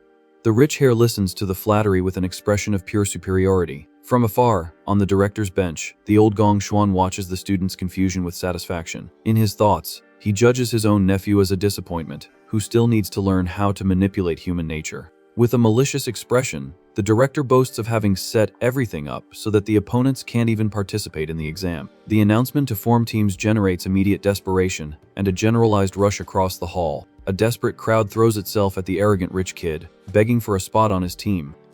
The humiliation reaches the point where a female healer shouts that she would even accept being treated like a dog in exchange for protection. Annoyed by the commotion, the rich boy's lackey pushes the crowd away, announcing that they only have one more spot available. Half an hour after much confusion, the wristbands begin to glow, confirming the registration of the complete teams. Several groups celebrate the successful formation as they mentally prepare in the auditorium chairs. Over in the outcast's corner, the friend with glasses sighs in frustration because he tried everything and was rejected by everyone. The other roommate reports that they only managed to find 4 people and are at risk of being disqualified outright. Suspicious of the whole situation, the boy with glasses comments that it's bizarre for the MC to have gotten the worst score in the school. Maintaining a calm posture, Cchen quickly deduces that the administration is purposefully boycotting their dorm. He knows very well that this graduation exam is the only chance for many there to prove their worth. As the difficulty increases with the number of members, the exam's dynamics require caution and choices. It's not enough to just fill the team, as the system balances the number of monsters to compensate for strength. Because of this, no one wants to risk carrying weak students and sinking their own final score. The clear result of the sabotage is that the 3 worst students in the school ended up concentrated in the same group. In the midst of the tension, a student from another group appears, calling the attention of the friend with glasses nearby. The meddler tries to recruit the boy, warning that he'll be in trouble if he keeps hanging out with that trash. Hearing the insults from afar, our hero reflects that if things continue like this, the 3 of them will be completely abandoned. Head down, the friend with glasses understands that their presence will only drag the team down and cause their disqualification. With a huge weight on his conscience, he ends up sincerely apologizing for the whole situation. But the MC turns to his colleagues and states with conviction that he will not abandon anyone from their dorm. Annoyed by the refusal, the meddler leaves, saying he just wanted to make up the numbers and that they don't know what's good for them. Not backing down, Cchen firmly tells the guy not to underestimate the other students like that. Meanwhile, the event's status screen keeps updating with the formation of the school's teams. Desperate, the friend with glasses says that almost everyone has finished forming their groups. He points to the screen and notes that there are practically no high-level students left available, with only one member left to complete the team. He laments that no one wants to join them at all. In silence, our hero stares at the floor with a serious expression as he absorbs the unfair situation. He soon connects the dots and deduces that the event's director is certainly part of the same rich family as the arrogant Gong Ting. Realizing the scheme, the young man understands that the old man falsified his rank just so no one would agree to team up. With that, the student wonders if the old man really thinks he is such a big threat to his rich nephew. Outraged by the abuse of power, he swears to himself that he will find a way to participate in this exam no matter what. Since the persecution is so blatant, the MC decides to act and immediately triggers his class change through the system. With the warrior class activated, an intense energy covers our hero's body, and he decides to stop being nice to that scum. He reflects that normal evaluations are not the only way for a student to prove their true power. At that moment, the boy's sudden movement catches the attention of the other students in the bleachers. Startled, his friend with glasses yells, asking what the heck he's thinking of doing. But the MC ignores the warning, remembering very well that awakened schools have a very special tradition. Descending the auditorium steps with an intimidating aura, he leaves the entire audience shocked and confused by his attitude. By official rules, any student can initiate an individual combat challenge to prove their mastery against another. Despite being a provocative move, this is definitely the fastest way to rub one's strength in everyone's face. Faced with such a sudden challenge, most normal people would surely refuse to avoid trouble. However, the young man knows perfectly well that the pride of the well-dressed Gong Ting would never let him back down from a fight. Sitting in his chair, the arrogant rich kid notices his opponent's approach with a look of total superiority. Our hero's plan is simple: just smash this rich kid's face in, and everyone will be begging for a spot on his team. Before he can issue the challenge, a female voice echoes from the door, asking if his team still needs people. Caught by surprise, the boy freezes in his tracks while the newcomer announces that she wants to participate in the school evaluation. Oozing confidence, the beautiful blonde enters the hall, revealing that she was already D rank in high school and would be a great addition. The unexpected appearance leaves the entire bleacher section with their jaws on the floor, with the crowd stunned, trying to understand their friendship. Completely in shock, the rich kid sweats as his lackey stammers, asking what craziness the girl is talking about. At the director's table, the old Gong Xuan is also greatly startled to see the girl ruining his perfect scheme. Ignoring the judgmental stares of everyone present, she continues down the stairs with the utmost tranquility. The chatter spreads, with students unable to believe that the vice president wants to mix with the worst group in the school. Furthermore, the crowd finds it very strange that an exchange student wants to join the local graduation event. Gossiping nonstop, the onlookers comment that her origin is a mystery, but she must be a genius from some famous kingdom. Sweating nervously, the director curses the meddler in his thoughts and decides to intervene quickly, calling her name. Trying to maintain an air of authority, the old man argues that the young woman is not technically qualified to enter the official exam. He pleads, saying she has never taken a rank test at the institution, and that approving her entry would be breaking the rules completely. Suddenly, the school's principal appears behind him, covered in a purple aura, giving the corrupt official a huge scare. Trembling, the man in the suit panics, not understanding what the university's top leader is doing there.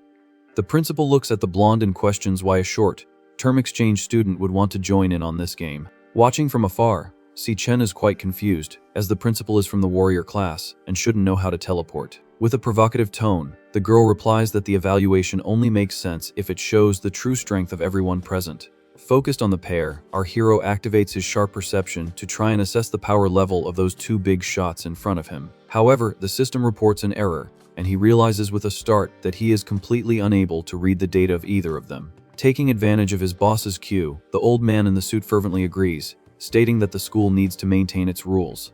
But the principal cuts off the sycophant and lectures the hall that the true objective of the university is to cultivate super-awakened individuals. He emphasizes that the graduation combat is a sacred tradition and a fundamental turning point in any student's life. Staring firmly at the corrupt official, the highest authority questions how the school would deal with the guilt if a student missed this chance. The old man freezes on the spot, realizing that the heavy-handed hint was a clear warning that his fraudulent activities have been discovered. He knows very well that his superior never cares about small details, and this whole charade clearly has a specific target. Looking apprehensively at the MC in the corner, the uncle tries to understand why on earth the big shot is protecting that boy. With no way to escape the crushing pressure, the man swallows hard and decides it's not worth confronting his boss over this.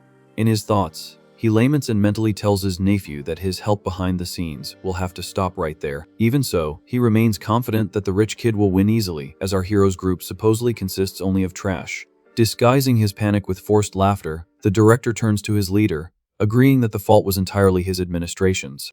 Hurriedly grabbing the microphone, he makes an official announcement, allowing incomplete teams or those without strong members to register. To try and come out on top and maintain his image, the liar finishes by declaring that the exam doors are always open to everyone. The system screen lights up green with a beep, officially confirming that the unlikely team's registration was a success. Excited by their victory against the corrupt system, the colleagues celebrate with relief and immediately name the MC as their official captain. On opposite sides of the crowded hall, the outcast boy and the well-dressed rich kid exchange an intense look charged with pure rivalry. With a slight smile, the principal watches the scene, eager to find out what level of dungeon the group of underdogs will face. Near the main screen, the evaluator clears his throat and announces that the team captains can now proceed to the challenge selection.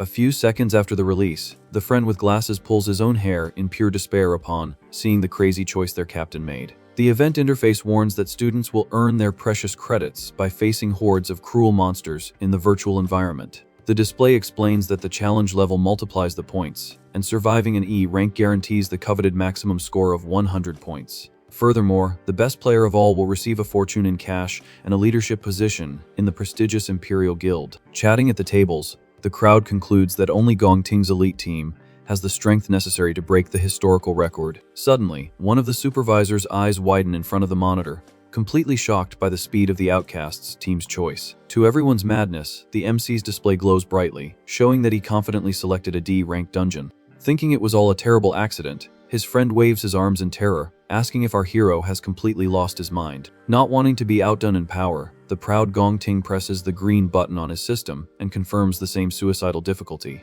In the upper seats, the school's big shot crosses his fingers with a satisfied look, predicting that this year will be the most fun of all.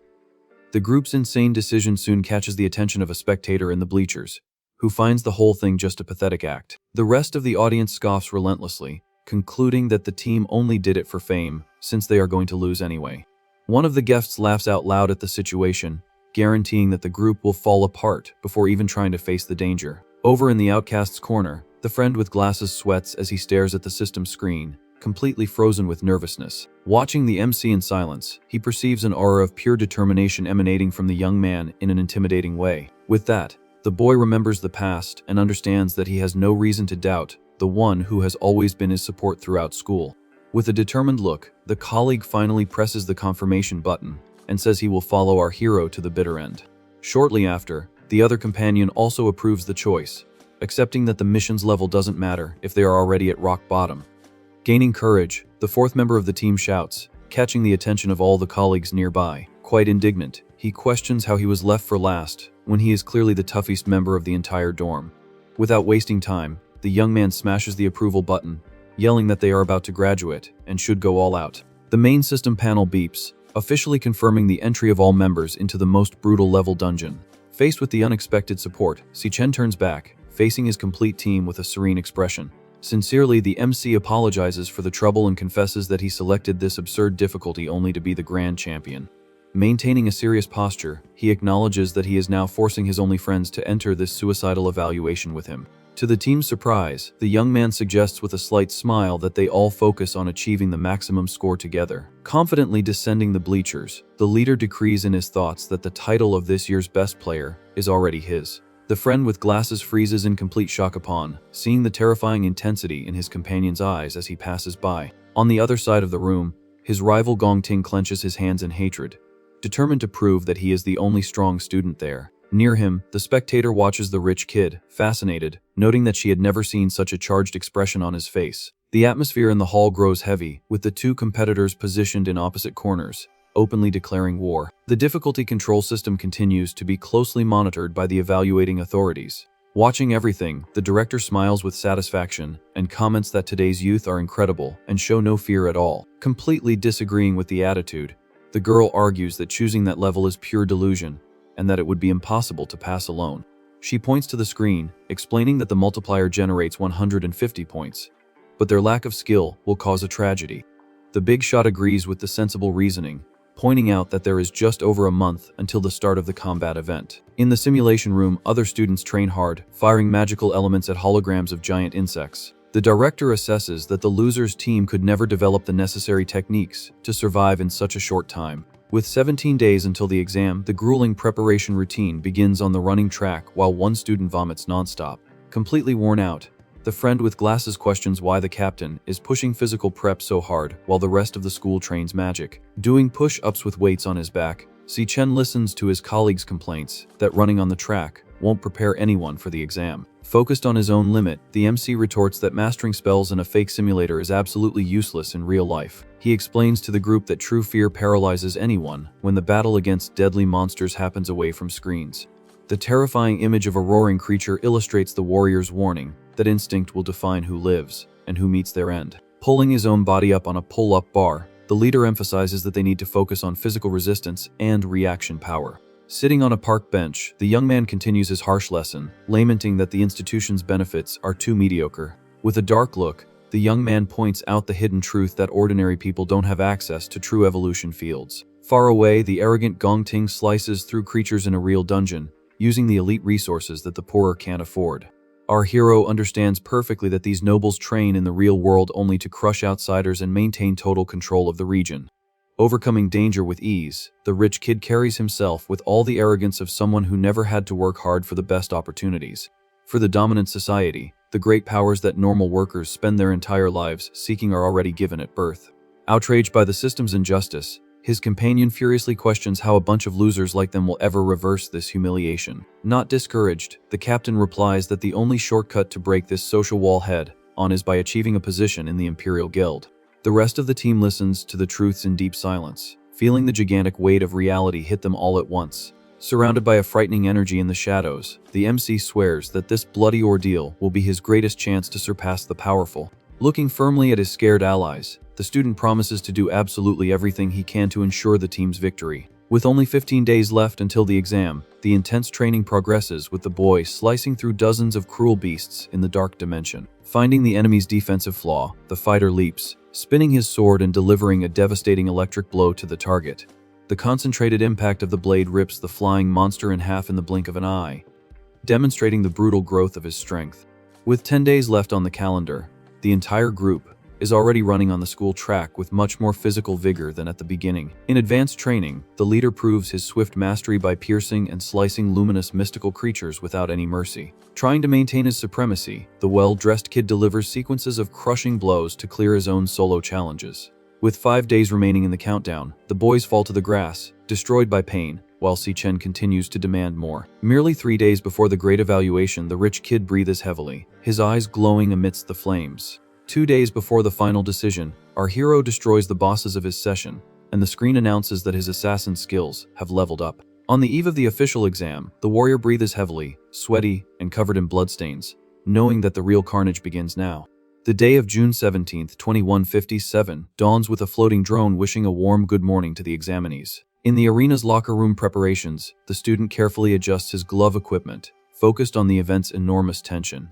The renegade team walks through the technological warehouse with a victorious posture, listening to the robot ask them to check all their wristbands. Positioned side by side before a gigantic electric transfer portal, the crowd listens as the official declares the beginning of the end. Far from the confrontation zone, dozens of million-dollar cars approach the administration building, bringing the region's top authorities. The school's head bows humbly to flatter and greet the first important magnate to set foot on the premises. Dressed in expensive clothes and sunglasses, the businessman Gong Lin shakes the educator's hand and amicably apologizes for being late.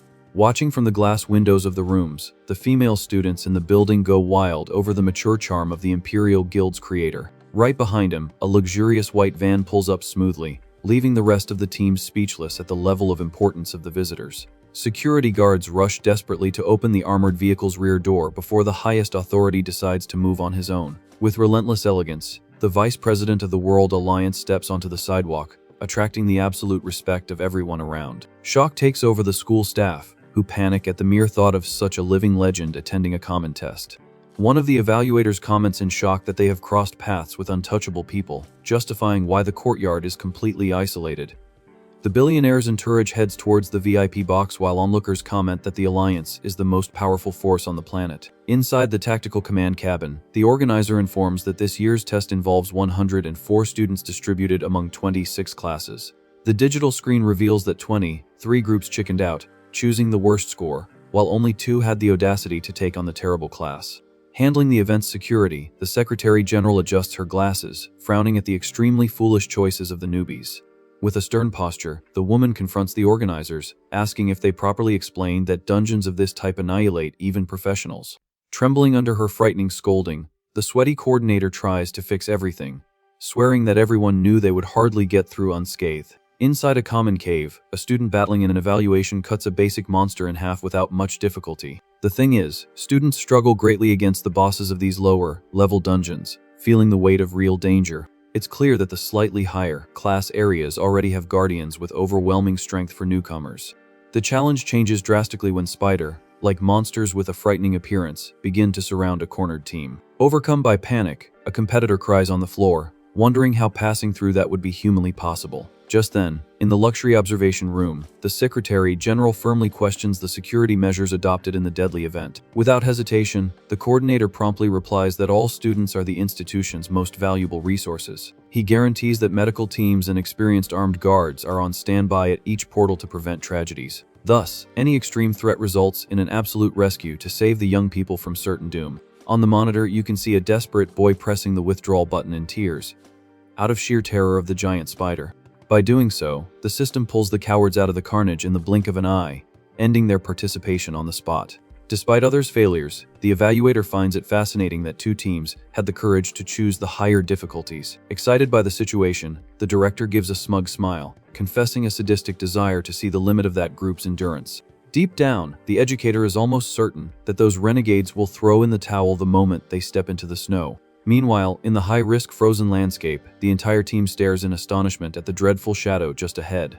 Perched on the ruins, a terrifying ghost monkey watches its targets like a true predator thirsting for blood. Maintaining a serious posture, Cchen explains that these beasts attack in packs, using aerial dives that are very difficult to dodge. As proof of this, the opponents leap from the top of the dark structure, aiming directly for the group's heads.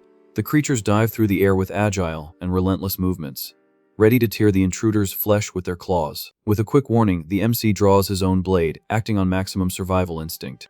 In a swift and calculated move, the leader sweeps the terrain with an electric cut while avoiding the enemy's certain pounce.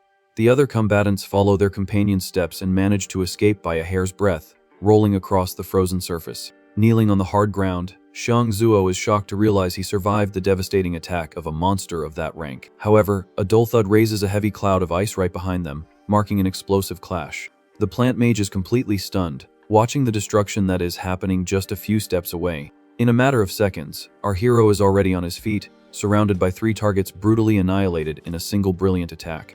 Realizing the abyssal difference in strength, the captain dictates that the group's current strength could never handle the horde. With his aura sparking, the warrior advances alone against the threat and orders them to just focus on their own protection for now. Right behind the front line, the danger continues to surround the rest of the formation, who scream, seeking refuge. Skidding on the slippery snow, his ally Xiang Yu tries at all costs to escape another agile creature that passes by, barely missing. Analyzing everyone's mobility, the student notes that the bizarre training of the past month has improved the team's reflexes. But pride hits hard, and the young man grinds his teeth, frustrated at being so useless as to become baggage on his best friend's back. Well ahead of the defensive formation, the swordsman deals out swift blows, wrapped in powerful lightning. No matter the speed of the aerial advance, the fighter focuses his senses, taking down multiple enemies mid-leap. The slash of the energized weapon cuts through the beasts in the air without any mercy, illuminating the dark blizzard with yellow energy. Faced with the rampant slaughter, the ice conjurer assumes with amazement that his companion is second to no graduate. With clean cuts all around, the coldness of the MC's attacks is far from the common behavior of a mere student. With a relentless and lethal posture, his performance in combat easily resembles that of a battle-hardened veteran. As he watches the dark spectacle, the plant specialist tastes the bitter feeling of having been left behind, stagnant. Just then, a shouted warning informs them that another nasty beast has just approached stealthily, aiming for a blind spot. The monster descends like a killer jet, targeting the unprotected members of the rearguard with fury. The moment the claws almost reach the victim, the fighter Malong ignites his own fist in an extreme orange flash. The combatant lands a devastating flaming punch on the monster's furry face, while calling the attention of the other two. By taking the defensive lead, the fire user refuses the role of a crying extra who depends exclusively on the hero to live. Completely consumed by a motivational fury, the boy screams, declaring that the weight of passing the school exam belongs to them too. In agreement with the brave spirit, Xiangyu concentrates a green magical aura in his hands in response to the threat. Without retreating a single step, the mage conjures thick roots from the ground to grab the flying enemy during its fall. The plant magic intertwines around the aggressive target, forming a strong cocoon that tries to violently immobilize its wings. But the beast's superior rank grants it absurd strength, breaking the forest spells as if they were just dry webs. Shaken by the easy destruction of his raw power, the conjurer perfectly understands the distance between him and his adversary. Quickly, a dense, bluish mist envelopes the monkey and creates a frost barrier that locks its aggressive movements. Xiang Zhou keeps his palms projected and loudly announces that the creature is much slower, opening a window for a lethal counterattack. With the opening from the impeccable support, the Master of Vines conjures the natural magic, focusing on tying the monster with much more pressure. Thanks to perfect synchronization, the duo launches the freezing magic combo, uniting the dense wind with the blockade of rigid plants. With the creature completely rooted and immobile, the hot-headed Malong charges a small, scorching sun in his right fist. In an aggressive move, the student unleashes the incandescent blast of his element, firing it like a cannon at point-blank range. The impact crosses the snow, hitting the enemy dead on, causing a loud explosion of pure fire that clears the ice from the area. Suffering the extreme heat spike, the monstrous anomaly lets out a horrifying scream in the center of the merciless flames. However, the flaming attacker takes a tense step back upon noticing that the opponent's body is made of solid rock and is resisting bravely. With an uncontrolled burst of blind fury, the target completely breaks the scorched vines and leaps forward with murderous instinct. Trembling from the severe exhaustion of the frustrated imprisonment, the plant controller confesses in agony that his mana has run out. Beside him, his companion, focused on freezing, expels a dense air from his mouth, admitting he has exhausted his own mental capacity. Overcome by pure survival instinct, the impatient fighter curses the target and projects his hands upward, pulling on the remaining flame. With his eyes closed, overflowing with the will to win, the student screams at the top of his lungs, releasing his ultimate trump card ability. In a destructive celestial impact, he launches a compressed core of heat directly at the beast, generating a colossal mass detonation. Finally, the synthetic voice of the monitoring device confirms the complete elimination of the flying guardian before everyone. Fallen to the ground after draining the last drop of energy, the three friends celebrate in disbelief their victory against a lethal abomination. The Alliance's captain silently sheathes his equipment and approves of the remarkable resistance his companions showed until exhaustion. Celebrating in the snow melted by the explosion, the flame attacker excitedly points, drawing attention to the monstrous kill. Full of confidence and hidden vanity, the plant mage adjusts his clothes, assuring that wiping out the danger was as easy as a school walk. Happy with the group's autonomy, Cchen lightly congratulates them on their impeccable performance just before the screen informs them of their definitive victory.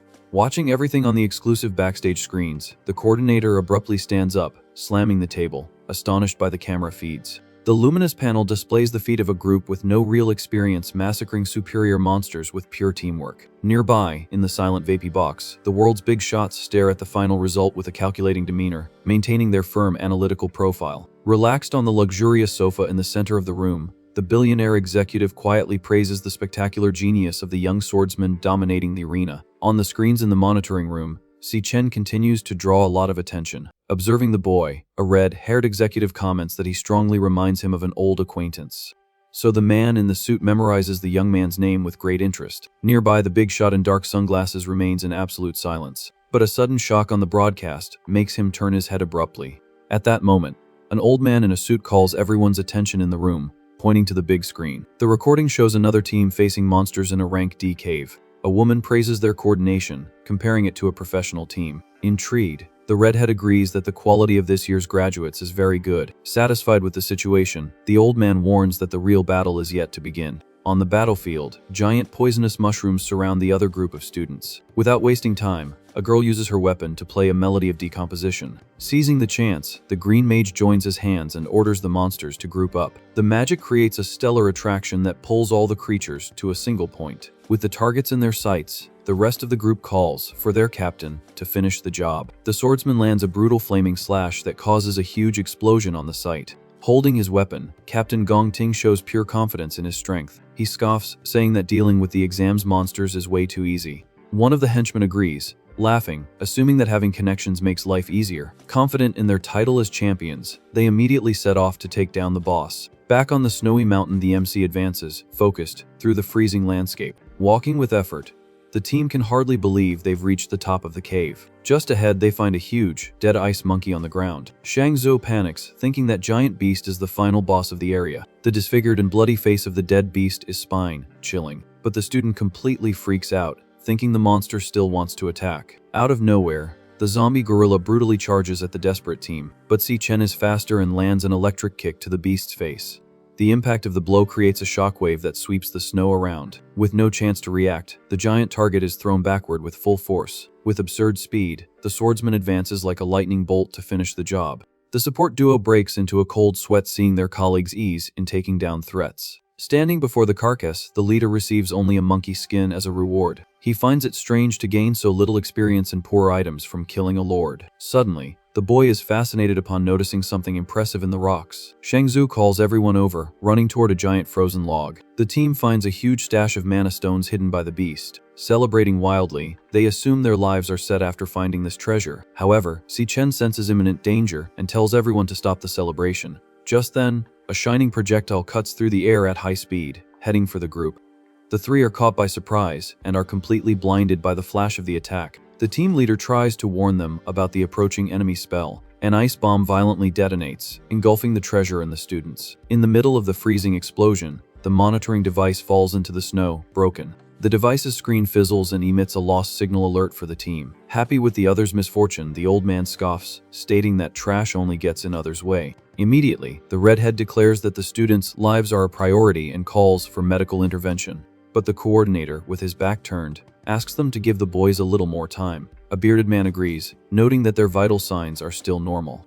The man in the suit reinforces that the decision to give up must come from the students themselves. Out on the battlefield, Shang Zhou lets out a sneeze, shivering from the cold. With his legs trapped in ice, the mage is thankful for his natural resistance to this element. Out of nowhere, a macabre laugh echoes through the snowstorm, scaring the boy. A skeletal creature floats in the air, revealing itself to be the true lord of the area. The support remembers reading about the cruelty of that mage in the monster manual. Faced with the feared Bone King, he realizes that the previous bomb was just a trap. Running tensely, Cchen understands that he can't face a rank C boss alone. The MC tries at all costs to get close to his trapped companion. However, a sharp ice spike emerges from the ground and pierces his leg clean through. Suffering a serious injury, the boy screams in pain as he tumbles into the snow. Watching the desperation from above, the crowned skull lets out frightening laughs. Bleeding on the ground, the leader receives a notification from the system asking if he wants to forfeit the exam. But Shang Zhou refuses defeat and prepares a spell to heal his injured friend.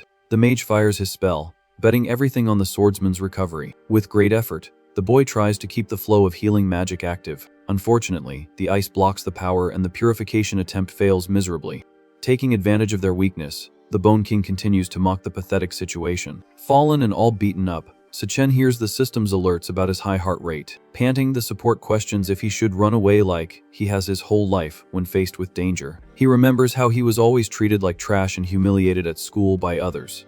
But the memories of the tough training alongside his true friends speak louder. Together, they finally gain the strength necessary to change their own destiny. Overflowing with pure determination, the mage swears he won't surrender so easily. Unleashing all his accumulated power, he fires a pure magic spell toward the leader. The student screams at the top of his lungs, keeping the ability active against all odds. With the attack underway, the freezing energy engulfs the skeleton lord in a continuous blast. Keeping up the pressure, the mage screams, releasing every last drop of mana in his body. He throws himself into the air with all his might, betting his own life to keep the destructive spell active. But the skull's eyes glow intensely under the ice, cracking the magic with sheer pressure. In an instant, the beast shatters the attack completely and throws the boy far away with the shock. Relentlessly, the bone monster emerges from the snow dust without a single scratch. Powerless, the student collapses on the mountain, landing right next to his injured companion. Panning, Shang Zhou laments that in the end, the swordsman had to break the control on his own. Already on his feet, Cchen reassures his friend, saying he helped a lot, and that the bleeding has already stopped. Worried, the support warns that the enemy is a rank C lord and they can't let him freeze them again. The MC just faces the challenge head-on, overflowing with pure confidence in his eyes. Suddenly, a colossal ice bomb appears, falling from the sky, leaving the mage completely perplexed. From above, the Skeleton King prepares total destruction with pure malice against the boys. Desperate, Xiong Zuo screams that the monster copied the giant spell and that it's impossible to dodge. Immediately after, the massive projectile hits the ground, causing a brutal detonation on the mountain. The impact generates a gigantic white flash that engulfs the entire battle area. Certain of victory, the creature floats in the air, letting out shrill cackles. Suddenly, the Lord stops its celebration upon noticing something strange in the midst of the fog. Among the icy smoke, a mysterious silhouette emerges, standing and intact. Cchen reveals he has activated his ice body, making him immune to the extreme cold of the environment. The flying skull's jaw drops, completely incredulous at the target's survival. Shocked, Xiong Zhu questions where that power came from, since his friend was a lightning assassin. Breaking into a cold sweat, the mage's eyes widen, asking if our hero has a dual class. With a freezing aura on his face, the MC silently confirms the absurd suspicion. He apologizes for misjudging the situation and putting the group in mortal danger. Clenching his fist with great anger, the warrior promises that the game ends now. Drawing a purple energy blade, he swears he will finish the monster immediately. The system initiates a luminous charge for the boy's true class change. Dark sparks cover the swordsman's hand, indicating that he will no longer hold back. With the complete transformation into an abyssal demon, the dark sword exudes devastating power. Xiong Zhou is completely bewildered, frozen in a state of pure shock. The boy knows that the chance of someone awakening with 2 classes is 1 in 10 million. It is an absurdly rare phenomenon that almost no one witnesses in their lifetime. Anyone with this talent becomes the target of fierce competition among all the world's guilds. Holding his head in his hands, the mage panics upon noticing the absurd situation in front of him. At that, the MC charges his electric aura, explaining that this is his first class. Immediately after, he displays his bluish ice magic as his second ability. When the purple sword dominates the scene, the support freaks out upon seeing an impossible third class. In addition to the absurd number, all of our heroes' aptitudes have maximum strength and vigor. In the blink of an eye, the warrior shoots up from the ground, creating a massive energy boom. Like a true demon, he cuts through the air in a gigantic and brutal vertical attack. Huddled on the ground, his ally feels that the terrifying pressure from before has vanished. Caught by surprise, the Skeleton King just screams as the blade passes through its skull.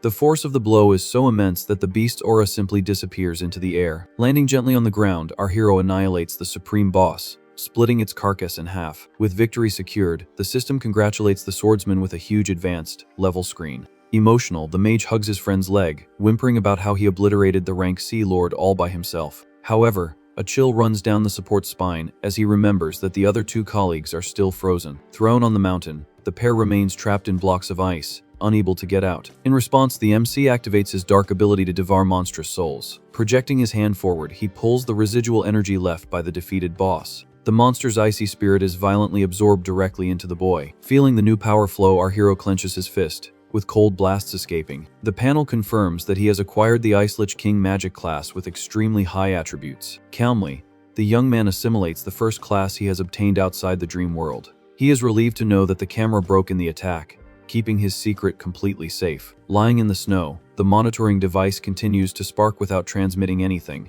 Analyzing the rewards, the system announces that an extra enhancement star has been granted. The warrior's eyes widen in surprise at having gained such a valuable bonus out of nowhere. Far away in the Cave of Dark Vines, another team fights desperately against a giant carnivorous plant.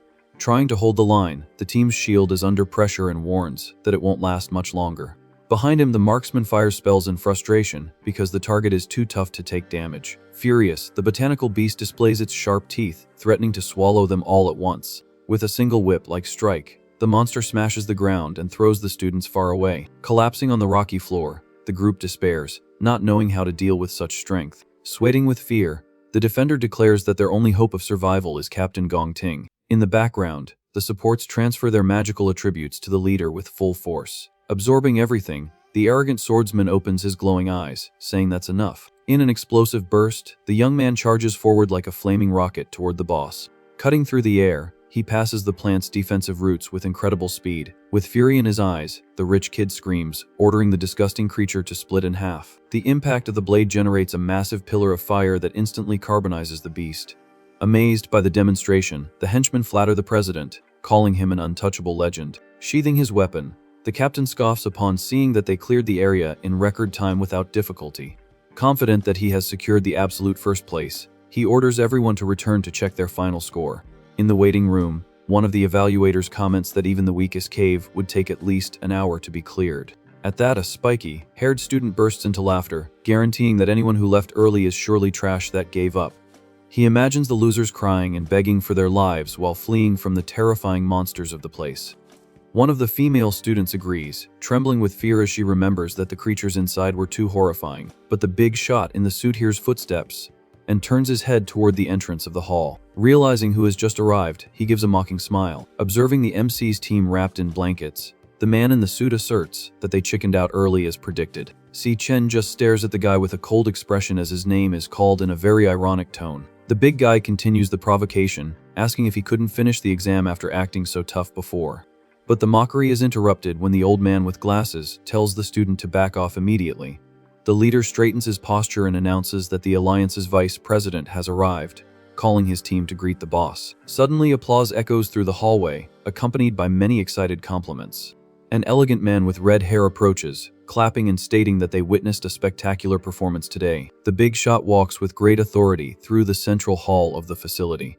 All the students and teachers watch in silence as the vice president advances through the place. Shocked, the guild master freezes upon seeing the man at the top of world power approaching them. Believing the compliment was for his student, the old man extends his hand with a broad smile for a handshake. But the big shot walks right past them without paying the rich kid's team any attention. The redhead stops right in front of the MC and praises the boy, stating that he is simply remarkable. Completely ignored, the master swallows hard upon hearing that the boy cleared the rank D cave in a mere 21 minutes.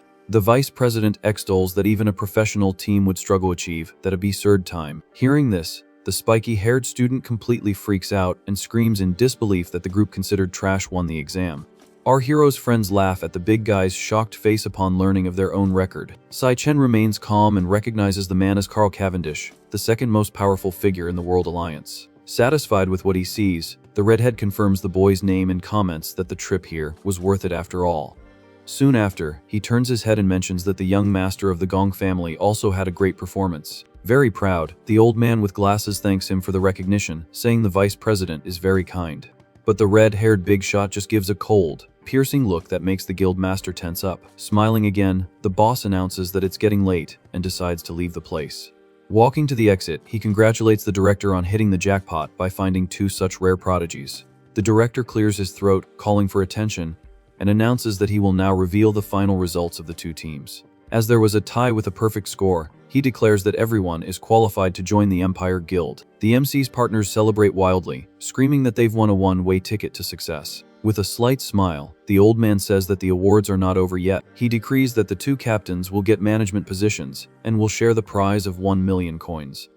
But Cchen mentally calculates that he still needs another 500,000 to pay off an urgent debt. Bothered by the split, the rival captain steps forward, stating that there can only be one champion. Overflowing with arrogance, the rich kid demands a one-on-one combat against the MC to break the tie. The sudden demand catches the director and the guild master himself by surprise. Nervous, the old man tries to calm things down, arguing that a tie is already perfect and that the boy wouldn't agree to fight. At that, our hero's voice echoes through the corridor, imposing a very clear condition. Cchen looks at his rival firmly and asks if he gets the full 1 million prize if he wins the duel. The student's absurd greed makes the director spit to the side in complete disbelief. Full of himself, the rich captain agrees to the bet on the spot and guarantees that the newbie can take it all if he manages to defeat him. Watching everything from afar, the vice president finds the commotion extremely interesting. In the hall, the two captains face each other from a distance as they decide how the final battle will be. The rich kid takes the initiative in the conversation and asks how they are going to solve this problem. The scene cuts to a luxurious room where a green-haired loan shark confesses he didn't expect a perfect record. Satisfied with the boy's fame in the news, the rich man suggests forgiving the debt and treating the money as an investment. Sitting comfortably on the sofa, the MC just holds his teacup in silence. With a sharp gaze, he immediately refuses the offer and guarantees that a debt must always be paid.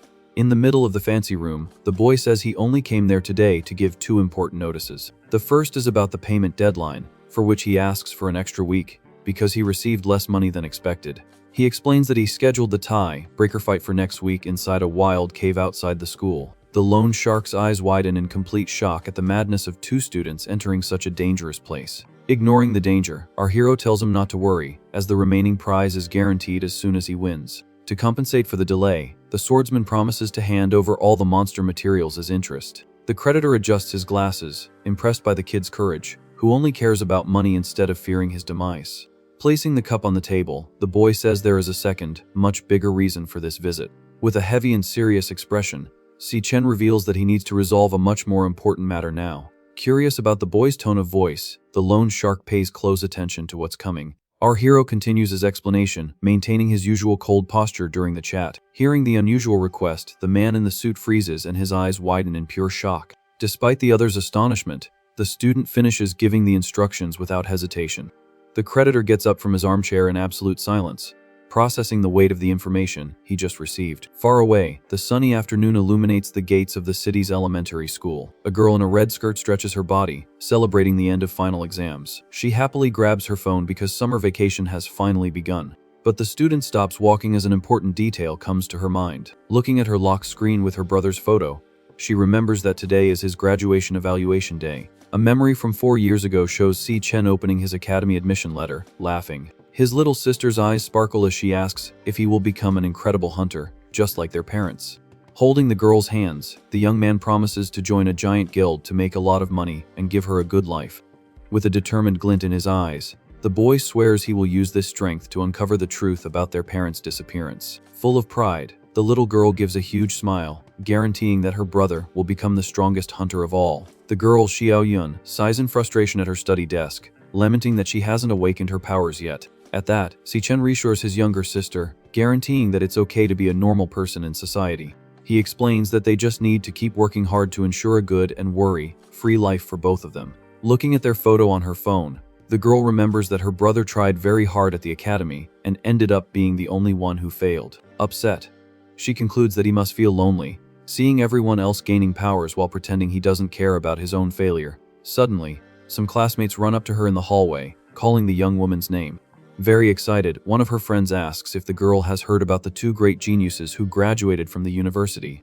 The gossip spreads that the 2 prodigies led teams with perfect scores, and even received praise from the Alliance's vice president. In the middle of the lively conversation, the student notes that Xiaoyun's brother also studies at this same elite place. At that moment, a preppy boy with pink hair passes by the group, wishing the MC a good afternoon. Full of ulterior motives, he says he has reserved a fancy room on the rooftop and asks if she will be free at night.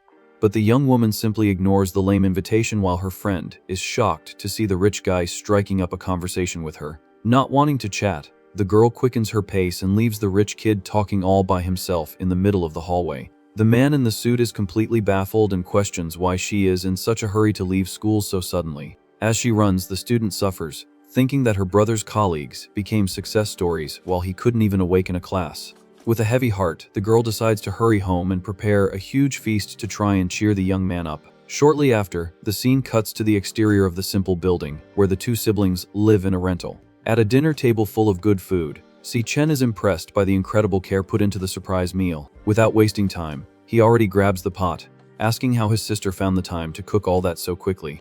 Already filling his plate with stew, the boy greatly praises the wonderful smell of the dinner and attacks the food, starving. In the background, the television is on, announcing that the evening news will cover the conclusion of the Academy's combat evaluations. Our hero continues to eat very calmly while the report mentions the distinguished presence of the vice president during the event. Observing the young man's calmness, the young woman believes he is pretending to be strong to hide the sadness of having failed the exam. But the journalist on the screen changes the mood by confirming the very rare result of 2 great champions emerging in the current generation. The story shows the red-haired big shot lavishing praise on the 2 prodigies in front of the entire national press. Suddenly, the MC's name is mentioned in the report as the student responsible for finishing the test with the absolute maximum score. Hearing this, the girl freezes in place and slowly turns her head to the television, unable to believe what she just heard. Completely paralyzed, she puts the pieces together and realizes that the genius in the news is her own brother, who is eating dinner right beside her. Far, far away, a man in dress shoes steps into a pool of blood next to a whip left on the dirty floor. The injured man in the suit tells the tied-up victim that he has prepared a perfect stage and even invited a fine audience to watch the bizarre show. Outraged by the situation, the villain with glasses states that his ally managed to ruin the entire plan during the school evaluation. The injured rich kid lowers his head, listening to his boss throw it in his face that he lost the exam ridiculously to some random newbie. Maintaining an intimidating posture, the man says he has prepared everything for the tie-breaker combat and strips the spoiled boy of all authority. He completes the dressing down by guaranteeing that he will solve the problem personally, since the young man was a complete failure in the task. With pure malice in his eyes, the mobster decrees that first place will belong to the Gong family, no matter the cost. Cutting to the dark dimension, Cchen analyzes the attack pattern of the 4 purple lions surrounding his body on the battlefield. Observing the enemy's tactics, the boy notices that the Pride's king stays far back, just watching the confrontation unfold from the sidelines. He deduces that the main monster is too cowardly for close quarters combat and prefers to send the lionesses to do the dirty work. At that, one of the beasts charges brutally, covered in pure electricity, to rip open the MC's chest in a frontal attack. Our hero strikes the creature, confirming that the dungeon boss's abilities are extremely overpowered. As soon as he tries to exploit a gap in the enemy's defense, the beast simply vanishes into thin air, escaping the fatal sword blow. Turning his head, the hunter sees the creature reappearing in a safe teleport right next to the other retreated monsters. The young man concludes that the beasts reposition very quickly on the map, but always insist on maintaining the same annoying defensive formation. Despite changing his strategy constantly, he recognizes the problem of not finding an opening to hit the lord of that floor. However, the system announces that the Thunder Assassin class has leveled up and released new attribute points after so much training. Evaluating the floating screens, the hunter understands that frequently using the same class greatly increases its combat proficiency. Even with his speed greatly multiplied, he faces the magical beast, knowing that taking down the monster will still be very difficult. The scene cuts to a fancy restaurant where a blonde spy discusses the newbie's ridiculous strength gain in such a short time. She displays the MC's updated file, pointing out that the young man's battle statistics have simply skyrocketed to level 17. Sitting calmly at the table, the Alliance's vice president savors an exotic dish and congratulates the employee on her excellent work. Maintaining her usual serious expression, the woman says she still has another very delicate matter to inform the Supreme Chief about. The subordinate reveals she has located a very dangerous individual who also tried to contact the guild in recent weeks. Very focused on the mission, the agent identified as Pippo awaits new orders while analyzing the complete scenario of the case. She hands a thick folder to the table, guaranteeing that these are the best reports ever compiled by the investigation department. The confidential document highlights that the mysterious target spent the entire last year without leaving a single traceable trail behind. Enjoying the luxurious dinner, the big shot dips the raw meat in the sauce, remembering that everything happened on the night of the school evaluation. Relaxed on the chick's sofa, the redhead completely ignores the tension of the conversation, just to praise the impeccable quality of the imported meat. After chewing happily, he changes the focus of the conversation and asks about the progress on the main mission assigned to the young woman.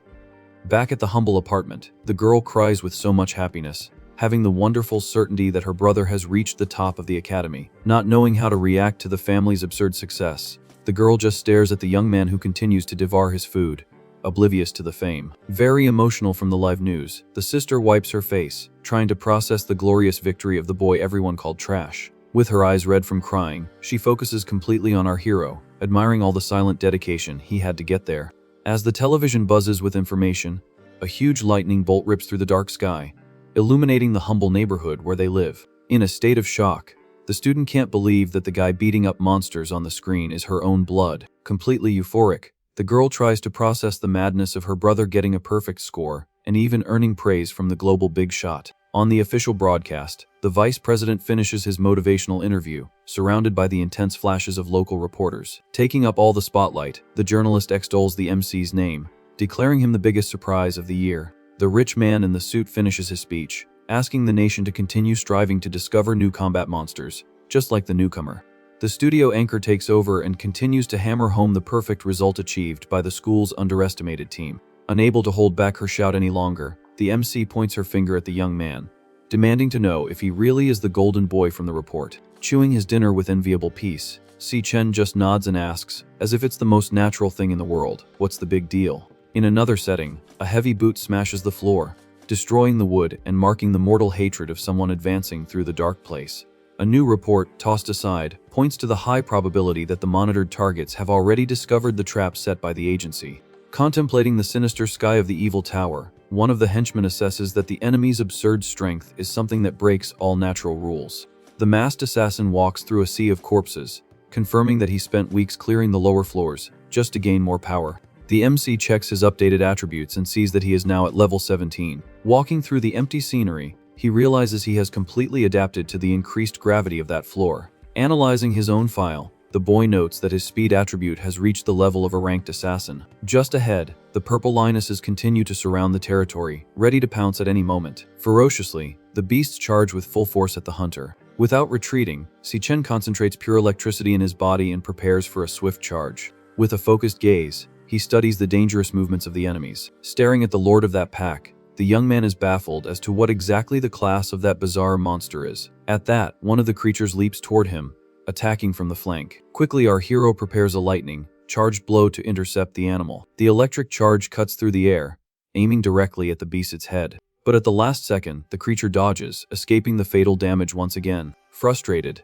the young man realizes that whenever he tries to finish off a lioness, she simply disappears from the map. Looking far off, he sees the beasts reappearing right next to the cowardly king who just watches the fight. As soon as he stops attacking, the monsters charge again, serving only as bait to tire the hunter out. To not lose his rhythm, the MC elevates his electrical energy to the maximum limit. At high speed, he tries to slice the enemies with swift blows across the entire arena. Watching from above, the boy understands that the pack maintains a completely flawless defensive formation. The combat turns into a grueling cycle where he attacks non-stop, and the creatures simply disappear before taking any kind of lethal damage, reappearing perfectly intact in a safe location near their master. Then, the beasts leap at the hunter again, trying to catch him completely off guard. With that, our hero continues to fend off the pounces in an infinite loop that only drains his energy.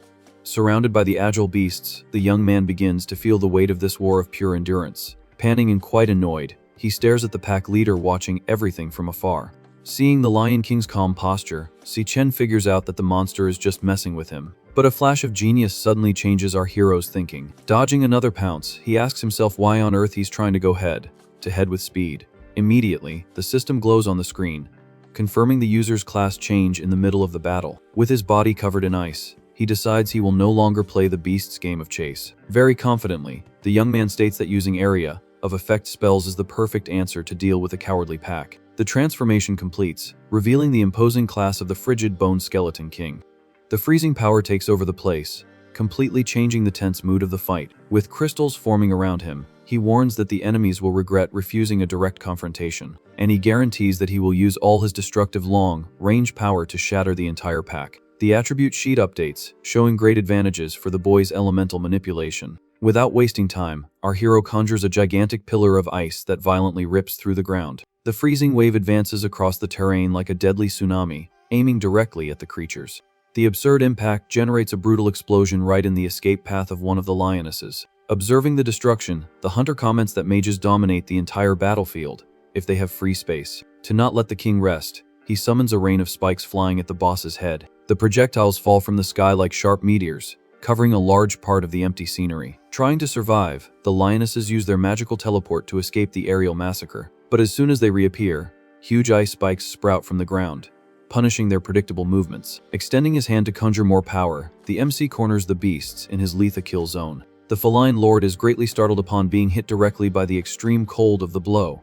Taking advantage of the opening, the boy launches a colossal ice bomb right in the middle of the pack. With a merciless look, he warns that there's no safe corner left for those pests to hide. The gigantic manifestation of the Skeleton King appears behind our hero, letting out a very frightening roar. A phenomenal explosion sweeps through the arena, destroying absolutely everything in its path. The Lion King ends up completely immobilized in a prison of sharp crystals. Immediately, the young man switches to the Stellar Warrior class and charges through the air like a missile. With blood in his eyes, he decrees that the dragged-out fight on this first floor of the Dark Tower has finally reached its definitive conclusion. Cchen plummets from the sky, delivering a cataclysmic triple attack in overwhelming mode with maximum power. The shock smashes the magical beast against the ground, shattering its crystal defense instantly. With the job well done, the frightening aura that covered the young man's body begins to slowly fade. The wind blows hard, carrying away the last snowflakes and revealing the completely devastated scenery. The MC walks calmly through the terrain, leaving the monster's purple carcass behind. The system floats, confirming the absolute victory, and our hero reaches the level 24 mark.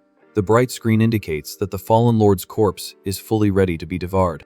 The hunter activates the bizarre ability and begins to suck all the essence from the dead beast. Holding the energy in his hand, he demands that the creature's soul reveal what its true class was. After all, the spiritual fragment vibrates intensely, trying to resist the boy's absorption process. With no patience at all, our hero squeezes the essence, forcing the collection of the stubborn reward. The file reveals that the monster was a stellar tamer capable of forcing contracts and teleporting its lackeys. Quite surprised, the young man comments that he had never seen a summoning class of this type. This perfectly explains why the coward kept fleeing from combat, using others as a shield, and that the lioness's rapid teleportation was just a support ability controlled by the king. Reading the descriptions on the screen, he understands that taming a creature depends purely on mental strength and intimidation. Analyzing the advantages, Cchen concludes that the mechanic of enslaving beasts and summoning them from afar is excellent. Storing the contract information, he notices that the cosmic landscape begins to undergo a drastic change. The dark scenery disappears, giving way to a scorching desert that represents the true face of the floor. Looking at the gigantic skeletons buried in the sand, the boy is shocked by the desolation of the empty place. Curious to understand the past of that enormous cemetery, the hunter continues walking alone through the dunes. Just then, a shining portal appears in the middle of the sand, confirming that the door to the second floor has finally opened. However, a pair of bright purple eyes watches the situation, lurking in the darkness. Cchen immediately perceives the presence and turns his head back, searching for its origin. Staring at a huge buried skeleton, the hunter hears a muffled growl coming from within. Inside the giant ribcage, a small and cute YN cub cowers in fear while trying to look fierce. Completely surprised, the MC doesn't understand how one last little lion was left there. With his hand sparking with electricity, the young man deduces that this is the last survivor of the pack and approaches the carcass. Upon closer inspection, our hero understands that the cub didn't disappear with the king, because it wasn't one of the contracted beasts. Seeing the magical chains binding the creature, the boy wonders if the feline lord had locked the little thing in that place. Without a second thought, he charges forward and fires a devastating electric slash toward the ground. The little lion's eyes widen in complete terror as the blow rips through the air toward it. But the energy only hits the stellar chains that bound the cub, shattering them all at once. Freed from the brutal spell, the small animal plummets in face, plants in the sand quite clumsily. With a calm expression, the hunter says he is returning the freedom that was stolen from the creature. Turning his back to walk toward the portal, he mutters that this dark desert was the animal's true home. In a melancholic tone, the MC confesses that he knows perfectly well the pain of seeing all his loved ones die and his home be destroyed. The cub listens to the words attentively and stands there, watching the human walk away. As he walks firmly toward the second floor, Cchen says that the pain is unbearable, but the little one must stay alive. Suddenly, the system emits a sound alert right next to our hero's ear. The holographic screen opens, showing that the creature's recruitment rate has reached 100% and has unlocked new passive abilities. The young man turns back, quite confused by the unexpected notification flashing in front of him. In the sand, the little lion waits as the system confirms that the cub is begging to form a partnership contract. Looking down at the creature, the hunter asks if it really wants to travel alongside him. Very excited by the proposal, the small animal gives a sharp bark, confirming its desire. Looking at the portal, the young man warns that from now on, he will dominate every floor of that tower, and the monsters will get increasingly brutal. Worried about the creature's fragility, he warns that the cub could get seriously injured or even meet its end on this dangerous journey. Without showing a hint of fear, the little lion roars with all its determination, accepting all the risks. With his right eye glowing an intense purple, our hero declares his consent to seal the partnership. A magical star appears in the creature's eye, confirming that the contract has been successfully established. At that, the system's attributes update immediately, revealing the new advantages of the class focused on controlling stellar beasts. Happy with his new companion, the boy summons the flying cub to continue this risky adventure together. Passing through the luminous portal, the MC asks the creature to focus only on protecting itself during the fights on that floor. Shortly after he emerges, passing through the dimensional rift into a landscape completely covered in flames. The absurd heat of the place hits the young man at once, and he starts sweating profusely, feeling the pressure of the environment. The place reveals itself as a frightening volcanic canyon filled with scorching magma falling down the walls. Suffering from the infernal heat, Cchen complains that the temperature is so extreme it feels like his body will melt. Hidden in his master's jacket, the little lion pokes its head out, observing the volcanic smoke without much understanding. Walking along the edge of a lava abyss, our hero reflects on the type of bizarre monster that will appear in this inferno. Before he could finish his thought, a red blur crosses the space, ripping open the boy's chest in a fatal and instantaneous blow. Shocked by the violence, the hunter's eye widens as blood splatters through the air, with no time to react. With that, the MC wakes up suddenly in his own bed, panting after suffering a painful demise inside the tower's scenario. Still startled, he laments being annihilated so quickly without even being able to see the enemy that delivered the lethal blow. With a very tense expression, the young man questions what kind of monstrous entity inhabits that fiery abyss. His dark thoughts are interrupted by a familiar voice, calling the boy to have breakfast in the living room. The scene cuts to a well-laid table showing a steaming bowl of noodles and several tasty side dishes. Sitting in the chair, the young man is amazed by the enormous amount of food and praises the hearty breakfast. Xiaoyun hastily chews a piece of toast and already leaves orders for her brother to wash all the dirty dishes and hang the clothes next. As the girl hurriedly puts on her sneakers, the boy asks why she is in such a rush if summer vacation had already started. Confused, our hero questions his sister, reminding her that she didn't need to get a job as he would take care of all the house money. Opening the door with great joy, the student states that she also needs to make an effort, and that spending the summer at home would be too boring. She waves goodbye excitedly and reinforces the warning about the household chores before disappearing down the building's hallway. The hunter looks at the pile of wet dishes left in the sink, awaiting the day's cleaning. A short time later, the young man obeys his younger sister's order and hangs the shirts on the clothesline near the sunlit balcony. Observing the view, he reflects with great affection on the strong and independent personality his sister has always shown. The young man stares at their old photograph on the shelf and thinks about how the girl faces any difficulty despite being just a child. Reading some notes on the table, our hero admits that he often feels like he's the one receiving motherly care from the girl. But the dark reality weighs on Chen's mind, reminding him that he will soon need to hunt the Demon King and distance himself from family life. The cheerful image of Xiaoyun appears in his thoughts, confirming that her well-being is the only true concern he has in life. Seeking some way to ensure the girl's safety during his absence, the MC suddenly comes up with a brilliant plan. With a simple mental command, a small purple vortex appears in the air, dropping the magical little lion right in the middle of the living room. Completely amazed by the result, the boy realizes that the unusual idea worked perfectly. Watching the creature wagging its tail on the floor, he is thrilled to have successfully summoned a monster from the spiritual tower directly into the real world. Agitated by the new environment, the cub jumps on the sofa and knocks over all the fruit from the table, making a huge mess all over the house. Checking the creature's ability screen, the hunter decides to make the animal his younger sister's personal bodyguard. He remembers that the girl has always been passionate about pets and trusts that the presence of a cute cub will be a total success. However, a loud noise of metal falling on the kitchen floor interrupts the master's mental planning. With a look of pure exhaustion, the young man hears the shattering of glass and understands the magnitude of the problem. Watching the little lion chewing on the dishes he was supposed to wash, our hero tries to convince himself that his sister will still love the creature. Far away, the city's peace is broken in a dark alley where a random victim is pinned to the wall by a sinister force. An elderly and heavily bloodied mercenary drags himself along the ground, desperately begging for the attacker not to come closer. Terrified, the fallen man stares at the monstrous silhouette shrouded in red shadows and asks what on earth that creature is. Without saying a word, the cruel assassin charges with full force and rips through the old man's body with an unforgivable bloody blow. With his face bathed in his own blood, the mercenary loses his strength as his end comes very mercilessly. The last spark of life disappears from the victim's wide-eyed gaze as he tries to process the level of that brutal monster. With the prey vanquished, the macabre entity activates its dark system and begins to devour all the soul essence left in the filthy alley. Changing scenes, Xiaoyun walks calmly down the street at dusk after leaving work. Carrying some heavy bags, the girl complains of tiredness from being on her feet working all day. She follows her normal route, passing through a more deserted alley. The sound of the student's footsteps echoes through the alley as she walks on, unconcerned. Suddenly, the girl stops walking upon noticing a strange presence just ahead. Completely scared, she backs away a little as a voice announces that the girl has finally arrived. A huge bouquet of red roses appears, blocking the passage. The owner of the flowers is the arrogant Jin Duoxin, who brags about having waited for the girl for a long time. He demands attention, saying she ran away from school last time, but warns that he has again reserved the entire floor of a fancy building for them. Very suspicious, the young woman questions how that boy found out her home address. At that, the young man scoffs, stating that his father is the director of the city's #1 hospital, so getting that information was very easy. Out of patience, the student cuts the mood, saying they don't belong to the same world, and tells the rich kid to stop looking for her. Ignoring the warning, he grabs the girl's wrist with great force. Annoyed by the rejection, the bully complains about the trouble it took to reserve the place and says her refusal makes him lose face in front of his friends.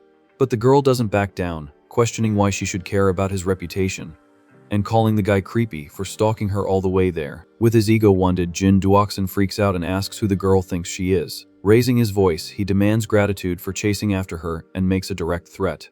Taking advantage of the proximity, Xiaoyun lands a brutal headbutt right in the middle of the harasser's face. With the impact, the rich kid falls to the ground, bleeding, while the girl tells him to get his head checked at his own father's hospital. Still angry, she warns the guy to never bother her again and walks away, grumbling that her day has been ruined. Back at home, the mood changes completely when the little magical lion appears, glowing, in the living room. The student is instantly enchanted by the creature's cuteness.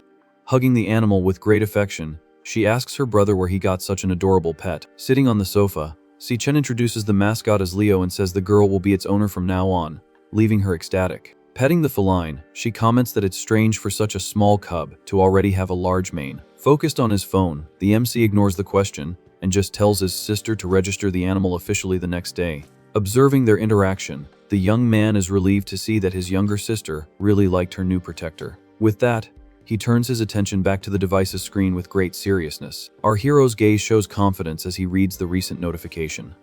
The guild's system confirms the approval of an important form, ensuring that the young man's plan proceeds without problems. Putting his phone away, Cchen focuses completely on his next objective. He declares that the time has come to win the tie-breaker match scheduled for 6 days from now. Time moves quickly, revealing a dense forest on the outskirts of the city. At the location, a guild examiner asks for everyone's attention to go over the details of the final test. Pointing to a giant green portal, the man explains that the combat will take place inside that wild D-level dungeon. Standing side by side, our hero and his rival Gong Ting await the final instructions about the simultaneous evaluation. The official warns that the interior of the rift is unknown and much more dangerous than school exams, so 3 guild members will act as supervisors. The judges will accompany the 2 prodigies to ensure their safety and score each one's performance along the way. The final score that will determine the winner will depend entirely on the evaluation of this trio of specialists. Nearby, a man in a suit watches everything and sinisterly hopes that the judges will do their job without leaving a trace.